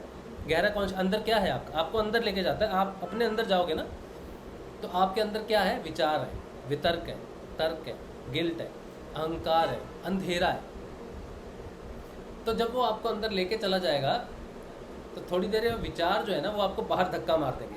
जैसे समंदर में आप जाओ तो समंदर क्या करता है, आजा बेटा लहर, और फिर बाहर फेंक देता है आपको। तो नाद आपको क्या लेके जाता है, समंदर के अंदर। लेकिन जो लहरें हैं, हमारे विचार हैं, वितर्क हैं, वो हमें बाहर फेंक देते हैं। तो अगर आप ईयर प्लग लगाते हो और आप जाते हो अंदर, तो लहरों ने, विचारों ने आपको बाहर फेंक दिया, लेकिन आपको पता नहीं चलेगा, क्योंकि आपके ईयर प्लग लगे हुए हैं। तो आपको पता नहीं है कि आप उस सिस्टम से बाहर निकल चुके। फिर आपको थोड़ी देर बाद वो कान में लगा हुआ है बोल के इरिटेशन होगी। लेकिन अगर आप कान में ऐसे ही स्वतंत्र रूप से सुनते हो, तो आपको जैसे ही लहरों ने बाहर फेंका, विचारों ने बाहर फेंका, तो आपको पता चल गया, ध्यान टूट जाएगा आपका। विचार थोड़ी देर बाद पता चल जाएगा कि मैं नाद नहीं सुन रहा, मुझे फिर से सुनना है। अगर उंगली डाल के सुनोगे तो थोड़ी देर बाद जब विचार बाहर फेंक देंगे तो अपने आप उंगलियां बाहर निकल जाएंगी। उंगलियों का बाहर निकलने से आपको पता चल जाएगा मेरे हाथ बाहर आ गए कैसे, मैं तो नाद सुन रहा था। तो वो आपको रिकनेक्ट कर देगा नाद के साथ। इसीलिए जब आप उंगली से सुनोगे तो वो जो लहरें हैं हमारी अंदर की, विचार हैं, वो आपको जैसे जैसे बाहर फेंकेंगे उंगलियां बाहर निकल जाएंगी। तो आपको पता है कि वापस जाना है अंदर। और जब आप बार बार अंदर जाने की कोशिश करोगे तो आप समंदर में जब चले जाओगे तो तंद्रा में चले जाओगे,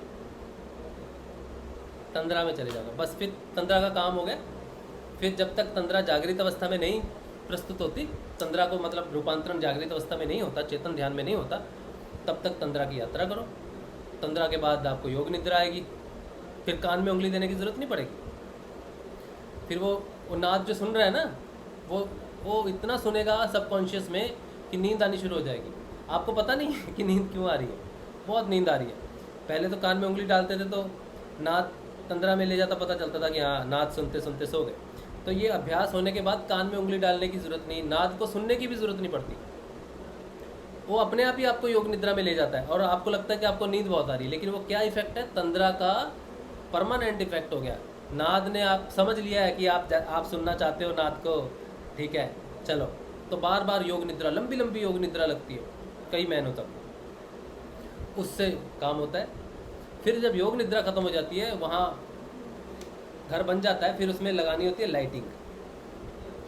फिर जागृत अवस्था में जाओगे वहाँ पर, उस खाली खाने में, दिमाग के खाली खाने में एक बंदर को लेके जाओगे दिमाग को। दिमाग कितना आपके कंट्रोल में है ये डिपेंड करता है उस समय। तो योग में जनरली क्या होता है कि मन पे कार्य किया जाता है, मन को शांत किया जाता है, तो वहाँ जाके ज़्यादा हलचल ना करे, क्योंकि उसने हलचल तो थोड़ी करनी होती है। तो वहाँ जाएगा, थोड़ा विचलित होगा, थोड़ा तनावपूर्ण महसूस करेगा, थोड़ा डिप्रेशन लेके जाएगा, क्योंकि वो अपने साथ अभी सारी वृत्तियाँ शांत तो हुई नहीं, अंदर सारा कुछ है, अभिमान है, अहंकार है, काम है, क्रोध है, सब है, मन में सब संचित, मन चित्त के अधीन रहता है ना, तो उसमें रहता है सब कुछ। जब वो खाली चीज़ें देखता है ना, तो अपनी दुनिया बसाने की कोशिश करता है चित्त, वहाँ भी काम की, क्रोध की, ये सारी चीज़ें, तो वहाँ पे परमिट नहीं मिलता उसको। आत्मा कहती है ये खोज मेरी है, पीछे रहे, तो आत्मा उसको परमिशन नहीं देती, तो वो मन को फिर प्रताड़ित करता है। प्रताड़ित करने का अर्थ है मन को उदास करता है, मन को उदासीन बनाता है, मन को डराता है। फिर वो भाव आपको रियल लाइफ में प्रकट होते हैं, मानसिक उदासीनता प्रकट होती है। फिर वो थोड़ी देर बाद मन वहाँ पे चला गया, वापस आता है बाहर, जहाँ पे उसका अधिकार क्षेत्र है, सब कुछ है, वापस नॉर्मल स्थिति में आता है। एक बार गया, लाइट लगा के आ गया, फिर बार बार जाएगा, तो वो स्थिति जो है बदलती जाएगी। और वहाँ का जो ज्ञान है, उस जगह का जो ज्ञान है, उस दिमाग के उस पोर्शन का जो ज्ञान है, आपके ब्रेन की, समझ लो अब वो भी आपका हिस्सा, ब्रेन का हिस्सा बन गया। अब आप और भी ग्रास्प कर सकते हो, और भी नॉलेज इकट्ठा कर सकते हो, और भी स्वतंत्रता है, और भी बड़े खोजी बन गए। पहले छोटे साइंटिस्ट थे, junior scientist, appointed as a junior scientist, now you are upgraded as a senior scientist. तो अब आप बड़े खोजी बन गए हो अपने ही। तो ये चीज़ है, ठीक है। तो नाद को सुनना जो है, उंगलियों से उसका अभ्यास करो, ताकि आप योग निद्रा तक पहुँचो, और योग निद्रा से जागृत ध्यान तक पहुँचो, ठीक है।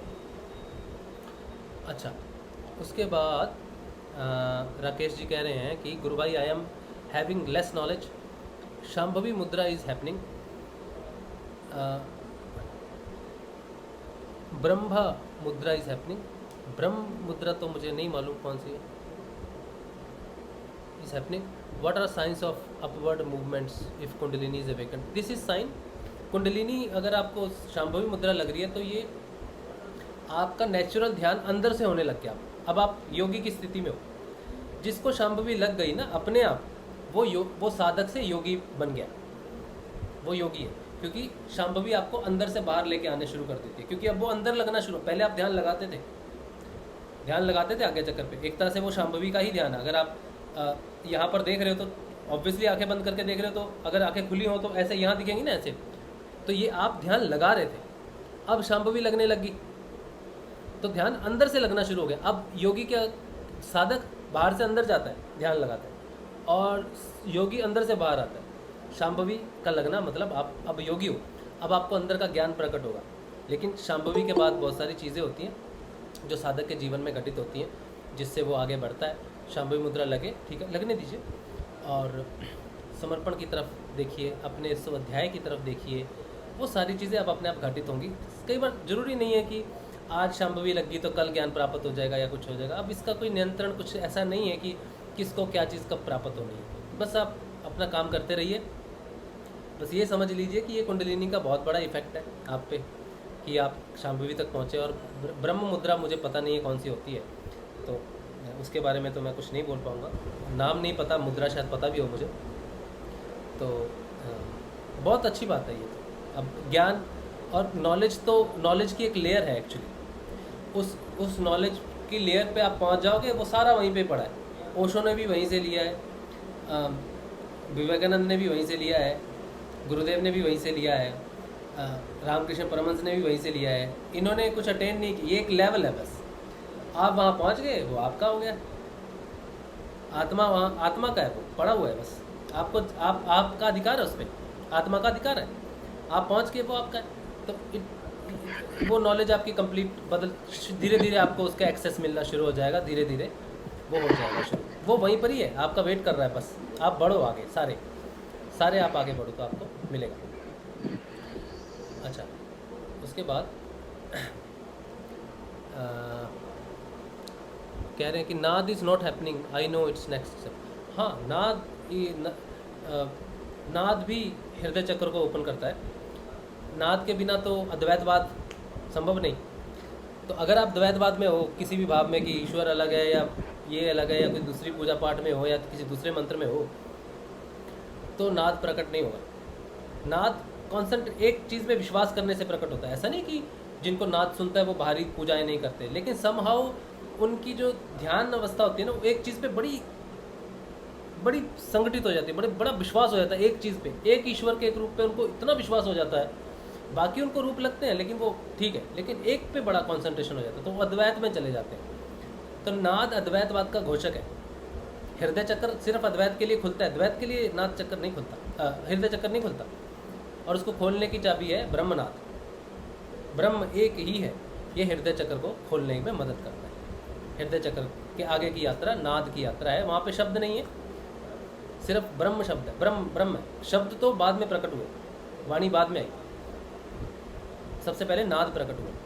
तो नाद से ही अंदर की यात्रा हो सकती है। सुषुम्ना में अगर प्रवेश करना है तो नाद के साथ ही कर सकते हो, ठीक है। लेकिन गुरुदेव की महिमा अजीब है, आपको शांभवी दी है, योगी की स्थिति दी है, लेकिन अभी नाद नहीं दिया है, तो जल्दी आ जाएगा। आप चिंता ना करो, बस नाम जाप करते रहो, ज़्यादा से ज़्यादा नाम जाप करो, तो जल्दी नाद भी प्रकट हो जाएगा, ठीक है। दिलीप निगम बीकानेर से कह रहे हैं ध्यान नहीं लगा, जय गंगानाथ महाराज की जय। कोई बात नहीं, ध्यान सूक्ष्म अंग है, ध्यान इतनी जल्दी नहीं लगता है। आप ध्यान में बैठिए, आपका ध्यान में बैठना ही ध्यान है, ठीक है। तो आपका अभी जो गुरुदेव ने काम दिया है, 2 समय नियमित ध्यान कीजिए, बैठिए ध्यान के लिए, और मंत्र जाप जितना हो सके उतना आप मंत्र जाप कीजिए, बस गुरुदेव को समर्पित रखिए, लग जाएगा ध्यान, कोई चिंता का विषय नहीं। कई बार समय लग जाता है। कमल सिंह कह रहे हैं कि जय गुरुदेव, मैं क्या बोलूं, कुछ बोलना को है ही नहीं। हाँ, मौन अच्छी बात है, मौन से भी बहुत कुछ प्रकट होता है जीवन में, ज़रूरी नहीं है कुछ बोला जाए, मौन अच्छी बात है। आशीष सोनी कह रहे हैं कभी कभी ध्यान में मन नहीं लगता है, बहुत थॉट्स आते रहते हैं। ध्यान का जो रिफ्लेक्शन है वो थॉट ही है। ध्यान लगाने का अर्थ है थॉट आना। अगर कोई कहे मुझे ध्यान लगा और मुझे कोई थॉट नहीं आया, तो वो या तो बहुत ऊपर की अवस्था है कि वो विचार शून्य हो गया, लेकिन ये किसी का माइक खुला है, आप अपना माइक बंद रखिए। कौन? अर्जुन जी है, अर्जुन चौधरी जी। अच्छा, मैं क्या कह रहा था कि जो थॉट आना है ना, शुरुआती जो साधक होता है वो ध्यान लगाता है तो थॉट ही आने चाहिए, उसको थॉट आने बहुत ज़रूरी है, क्योंकि वो ध्यान लगाने का अर्थ है वो अंदर गया है, अपने अंदर। आपके अंदर क्या है इस समय? खाली तो नहीं है कुछ भी, आपके विचार हैं, है ना, वितर्क हैं, थॉट्स हैं, गिल्ट है, अहंकार है, ईर्ष्या है, क्लेश है, बहुत कुछ अपने अंदर जमा पूंजी है। तो जब अंदर गए हैं तो इन सब से सामना होना ज़रूरी है। तो अगर आपको लगे कि मैं अपना गुस्सा देख रहा हूँ, या मेरे में काम बढ़ गया है, मैं काम देख रहा हूँ, या मैं तर्क बहुत करने लग गया हूँ, या फिर मैं गुस्सा बहुत करने लग गया हूँ, या फिर अब मुझे सारा दिन विचार बहुत आने लगे, इसका ये अच्छा है, ये अच्छा साइन है बहुत। यानी कि आप अपने अंदर चले गए और आपने वो तूफान देख लिया जो अंदर चल रहा है, उसको शांत करोगे तो बाहर शांति प्रकट हो जाएगी। तो बाहर की शांति अंदर से प्रकट होगी, यानी कि अपना विटनेस अंदर कर लोगे और उसमें बदलाव हो जाएगा। वो क्रियात्मक बदलाव है और रिफ्लेक्शन आपको बाहर दिखाई देगी। यही ध्यान का उद्देश्य है, ठीक है जी। चलिए, कितना 8:40 हो गए, समय आज भी बहुत हो गया, तो याद यहीं पे रखते हैं गुरुदेव के इस प्रोग्राम को। सुबह शाम का देखिए नियमित ध्यान बहुत ज़रूरी होता है। सुबह 6:30 बजे, शाम को 6:30 बजे हम नियमित समय पे ध्यान करते हैं रोज़ सुबह, और शाम को 7 बजे सत्संग करते हैं, विज्ञान का आनंद लेते हैं, गुरुदेव के अध्यात्म का आनंद लेते हैं, गुरुदेव की बात करते हैं। इससे भी हमें बड़ा आनंद आता है, बड़े प्रश्नों का हल मिलता है। तो हमें नियमित ध्यान करना चाहिए, ध्यान में बैठना चाहिए, नियमित एक ही समय पे हो सके तो अच्छी बात है। और नाम जप ज़्यादा से ज़्यादा करना चाहिए, ताकि हम इस ज्ञान तक पहुँचे, इस सत्संग तक पहुँचे। क्योंकि देखिए साधक बहुत हैं जो नाम जप रहे हैं, लेकिन विज्ञान तक जो है ना, वो कुछ ही पहुँचे अभी तक। तो ज्ञान तक अगर आप पहुँच जाओ, विज्ञान तक अगर आप पहुँच जाओ, तो समझ लो कि आपने सुषुम्ना में प्रवेश कर लिया, ठीक है। क्योंकि सुषुम्ना में प्रवेश कौन करता है? आत्मा करती है। और आत्मा किसके सहारे चलती है? अपने ज्ञान के सहारे। ज्ञान के बिना आत्मा आगे नहीं बढ़ सकती। क्या करेगी वो बिना ज्ञान के? उसको अपना आत्म साक्षात्कार का मतलब क्या है? आत्मा अपना साक्षात्कार करती है कि वो कहाँ फंसी हुई है, चित्त में फंसी हुई है, तो वो देखती है, आपको देखती है, विचारों को, वितर्क को देखना ही उसका साक्षात्कार है। अगर आप कहें मैंने ध्यान किया, मुझे थॉट आ रहे हैं, आप इसको अगर देख सकते हो दृष्टा भाव से कि ये मैं ही हूँ, तो ये देखने वाली आत्मा है, दृष्टा भाव। ठीक है, तो ये ज्ञान है कि मैं क्या हूँ और मुझे क्या बनना है। ठीक है, तो ये आत्मा का ज्ञान है। तो जो साधक ज्ञान तक पहुँच जाए वो डेफिनेटली आगे जा रहा है। तो यही है। ठीक है, तो सुबह शाम का नियमित ध्यान कीजिए और नाम जाप कीजिए। जय श्री गुरुदेव, जय श्री दादा गुरुदेव आप सबको। जय श्री जय श्री गुरुदेव, जय श्री दादा गुरुदेव। जय श्री, जय श्री। भैया जी आज तो मुझे सुबह सुबह ना सब वाइट कपड़े में दिख रहे थे। बहुत सारी बूढ़ी बूढ़ी औरतें हैं हाँ। और एक बूढ़ी अम्मा है, वो कह रही हैं अब तो उठ जाओ, अब तो उठ जाओ। 4 बज रहे थे उस समय और बहुत दूर गुरुदेव बैठे हैं चेयर पे, अच्छा, बहुत दूर से दिख रहे हैं। वो जो व्हील चेयर पे थे बहुत बहुत पतले दुबले से हैं, वो वाला सीन दिख रहा है। अच्छा, दिखने वाली बातें तो अब ये है कि आपको ये बताना है कि 10-15 दिन बाद इसका क्या अर्थ निकला। नहीं भैया, आज मेरे ना एक चीज समझ आई हाँ, कि मैंने एक बार बताया था ना भैया, एक तालाब है और मैं उसमें गई हूँ अंदर, ऊपर से वो बहुत गंदा है। उस समय मेरे समझ नहीं आया था, हाँ। आपने बोला कुछ समझ ही नहीं आ रहा, हाँ, तो मेरे को समझ आया कि वो जो तालाब है ना वो मेरी गंदगी है। हाँ, जो मेरे अंदर उस तालाब में जो दिख रहा था वो गंदगी है। और अंदर जो ले गए, एक बार तो एक ऐसे ही वृद्ध से हैं, वो गए हैं मुझे दिखाने के लिए कि देख, और आसपास जो लोग हैं वो कह रहे हैं कि इसमें बहुत गहराई है। ऊपर से तो वो तालाब दिख रहा है छोटा सा, लेकिन कि इसमें अथाह पानी है, इसका कोई वो नहीं है कि कहाँ पे जाके रुकेगा। अच्छा, तो मैंने कहा वही है कि इस ज्ञान का कोई कोई लिमिट अंत नहीं है, हाँ, हाँ, बहुत गहराई पे जाना पड़ेगा। कल्पना तुझे बहुत गहराई में जाना पड़ेगा। हाँ। वो चीज मेरे को आज बैठे बैठे अचानक ही मन में आया। मैंने कहा, मैंने भाई को बोला था हाँ। तो, और फिर वहाँ पे जब मैं अंदर चली गई हूँ, बड़ा ही शांति, एकदम शांत वातावरण है वहाँ पे। और जितने भी जानवर है, जीव जंतु है, एक दूसरे के अपोजिट है वो, जैसे सांप नेवला एक दूसरे के साथ में है वो। तो मैंने कहा जब वो ज्ञान हमें प्राप्त हो जाएगा, जो आज द्वेष है, जो मन में थोड़ा वैसा विचार आ जाते हैं, वो सब जब जाके खत्म होगा। वो चीज मेरे को गुरुदेव ने दिखाई अंदर ले जाके कि जब तुम शांत हो जाओगे तो इस तरह शांत हो जाओगे, तुम्हें किसी से कोई द्वेष नहीं रहेगा, चाहे भले ही तुम्हारा दुश्मन तुम्हारे सामने है। सही बात। ये चीज मेरे को समझ आया। मैंने कहा उसका मतलब ये था। हाँ, अपने आप को देखना, अपनी जो गंदगी मतलब जो हमारे क्लेश हैं उन पे नियंत्रण करना, उनको देखना, उनसे आगे जाना, उसके आगे पवित्र पानी है। हाँ, बहुत, मैं क्या बताऊं भैया, इतनी शांति है उस पानी में। वैसे मुझे डर लग रहा है, जैसे ही मेरे हस्बैंड ने, उन्होंने मेरा हाथ पकड़ा है कि चल मैं दिखाता हूँ, तू डर रही है ना, मैं दिखाता हूँ तेरे को अंदर ले जाके। और मेरे को जाते ही एकदम से सांस रुक जाती है और फिर मेरा मंत्र चालू एकदम से हो जाता है। मैंने कहा अब तो गुरुदेव ही बचाने वाले हैं। मेरे को स्वप्न में यही होता है। 2-3 दिन से ऐसे हुआ कि मेरे को करंट लग रहा है, स्वप्न में करंट लग रहा है, और मैं अपने परिवार वालों को सबको पुकार रही हूँ, काना के पापा को, सबको बोल रही हूँ। फिर मैं क्या बोलती हूँ, अरे मेरे कोई नहीं सुनने वाला, बस गुरुदेव सुनेंगे। अब जाना तो है ही, अंत तो है ही अब तेरा, अब गुरुदेव को याद कर ले, अंत छड़ चल रहा है गुरुदेव को याद कर ले। फिर मैं मंत्र जाप शुरू करती हूँ, फिर एकदम से आँख खुल जाती है। चलिए, इसका अध्ययन करते रहिए, इसका 15-20 दिन 25 दिन, उसके बाद देखिए क्या बदलाव आता है, थॉट प्रोसेस में क्या बदलाव आता है, व्यवहार में कैसे बदलाव आता है, निडरता आती है, भय से मुक्ति होती है या किसी ऐसी चीज़ से। तो ये आपको ऑब्जर्व करना है अपने आप को भी, जी। और जब आप ऑब्जर्व कर लोगे फिर हमें ये चीज़ें बताएंगे, तो फिर मैंने कहा ना मार्केट में वैल्यू फिर उसकी हो जाएगी। सर में बहुत दर्द होने लगा है तो भैया जी। हाँ, ये सारा ऑब्जर्व करो और इसके रिजल्ट लेके आओ ठीक है। हाँ, बस मैं तो गुरुदेव से ही कहती हूँ, गुरुदेव बस मेरा मार्गदर्शन करते रहो, मुझे कुछ नहीं चाहिए। बस मैं जब कुछ ध्यान होता है मेरा, तो मैंने कहा भैया को बताऊंगी, फिर अंदर से भैया को नहीं बताना, गुरुदेव को ही बताना है, गुरुदेव ही खुद बतवाएंगे। हाँ, आज कई चीज मेरे को मिली है हाँ, मेरे को बता सकते हो, लेकिन बदलाव, अनुभूतियाँ तो गुरुदेव को ही बताओ तो बताऊंगी कोई और दर से, नहीं भैया को नहीं बताना, गुरुदेव को ही बताऊंगी, गुरुदेव खुद भैया से बतवाएंगे फिर मेरे को, हाँ, मेरा हाँ, जवाब मुझे बिल्कुल, मिल बिल्कुल। जाएगा। हमें जो एक दूसरे को बताना है ना वो बदलाव है, बताना है, और बाकी जो भी होता है वो गुरुदेव को बोलना है, गुरुदेव ये हुआ है, इसका बदलाव बताओ। हाँ चलिए। आज यही बोलूंगी, गुरुदेव ये क्या था।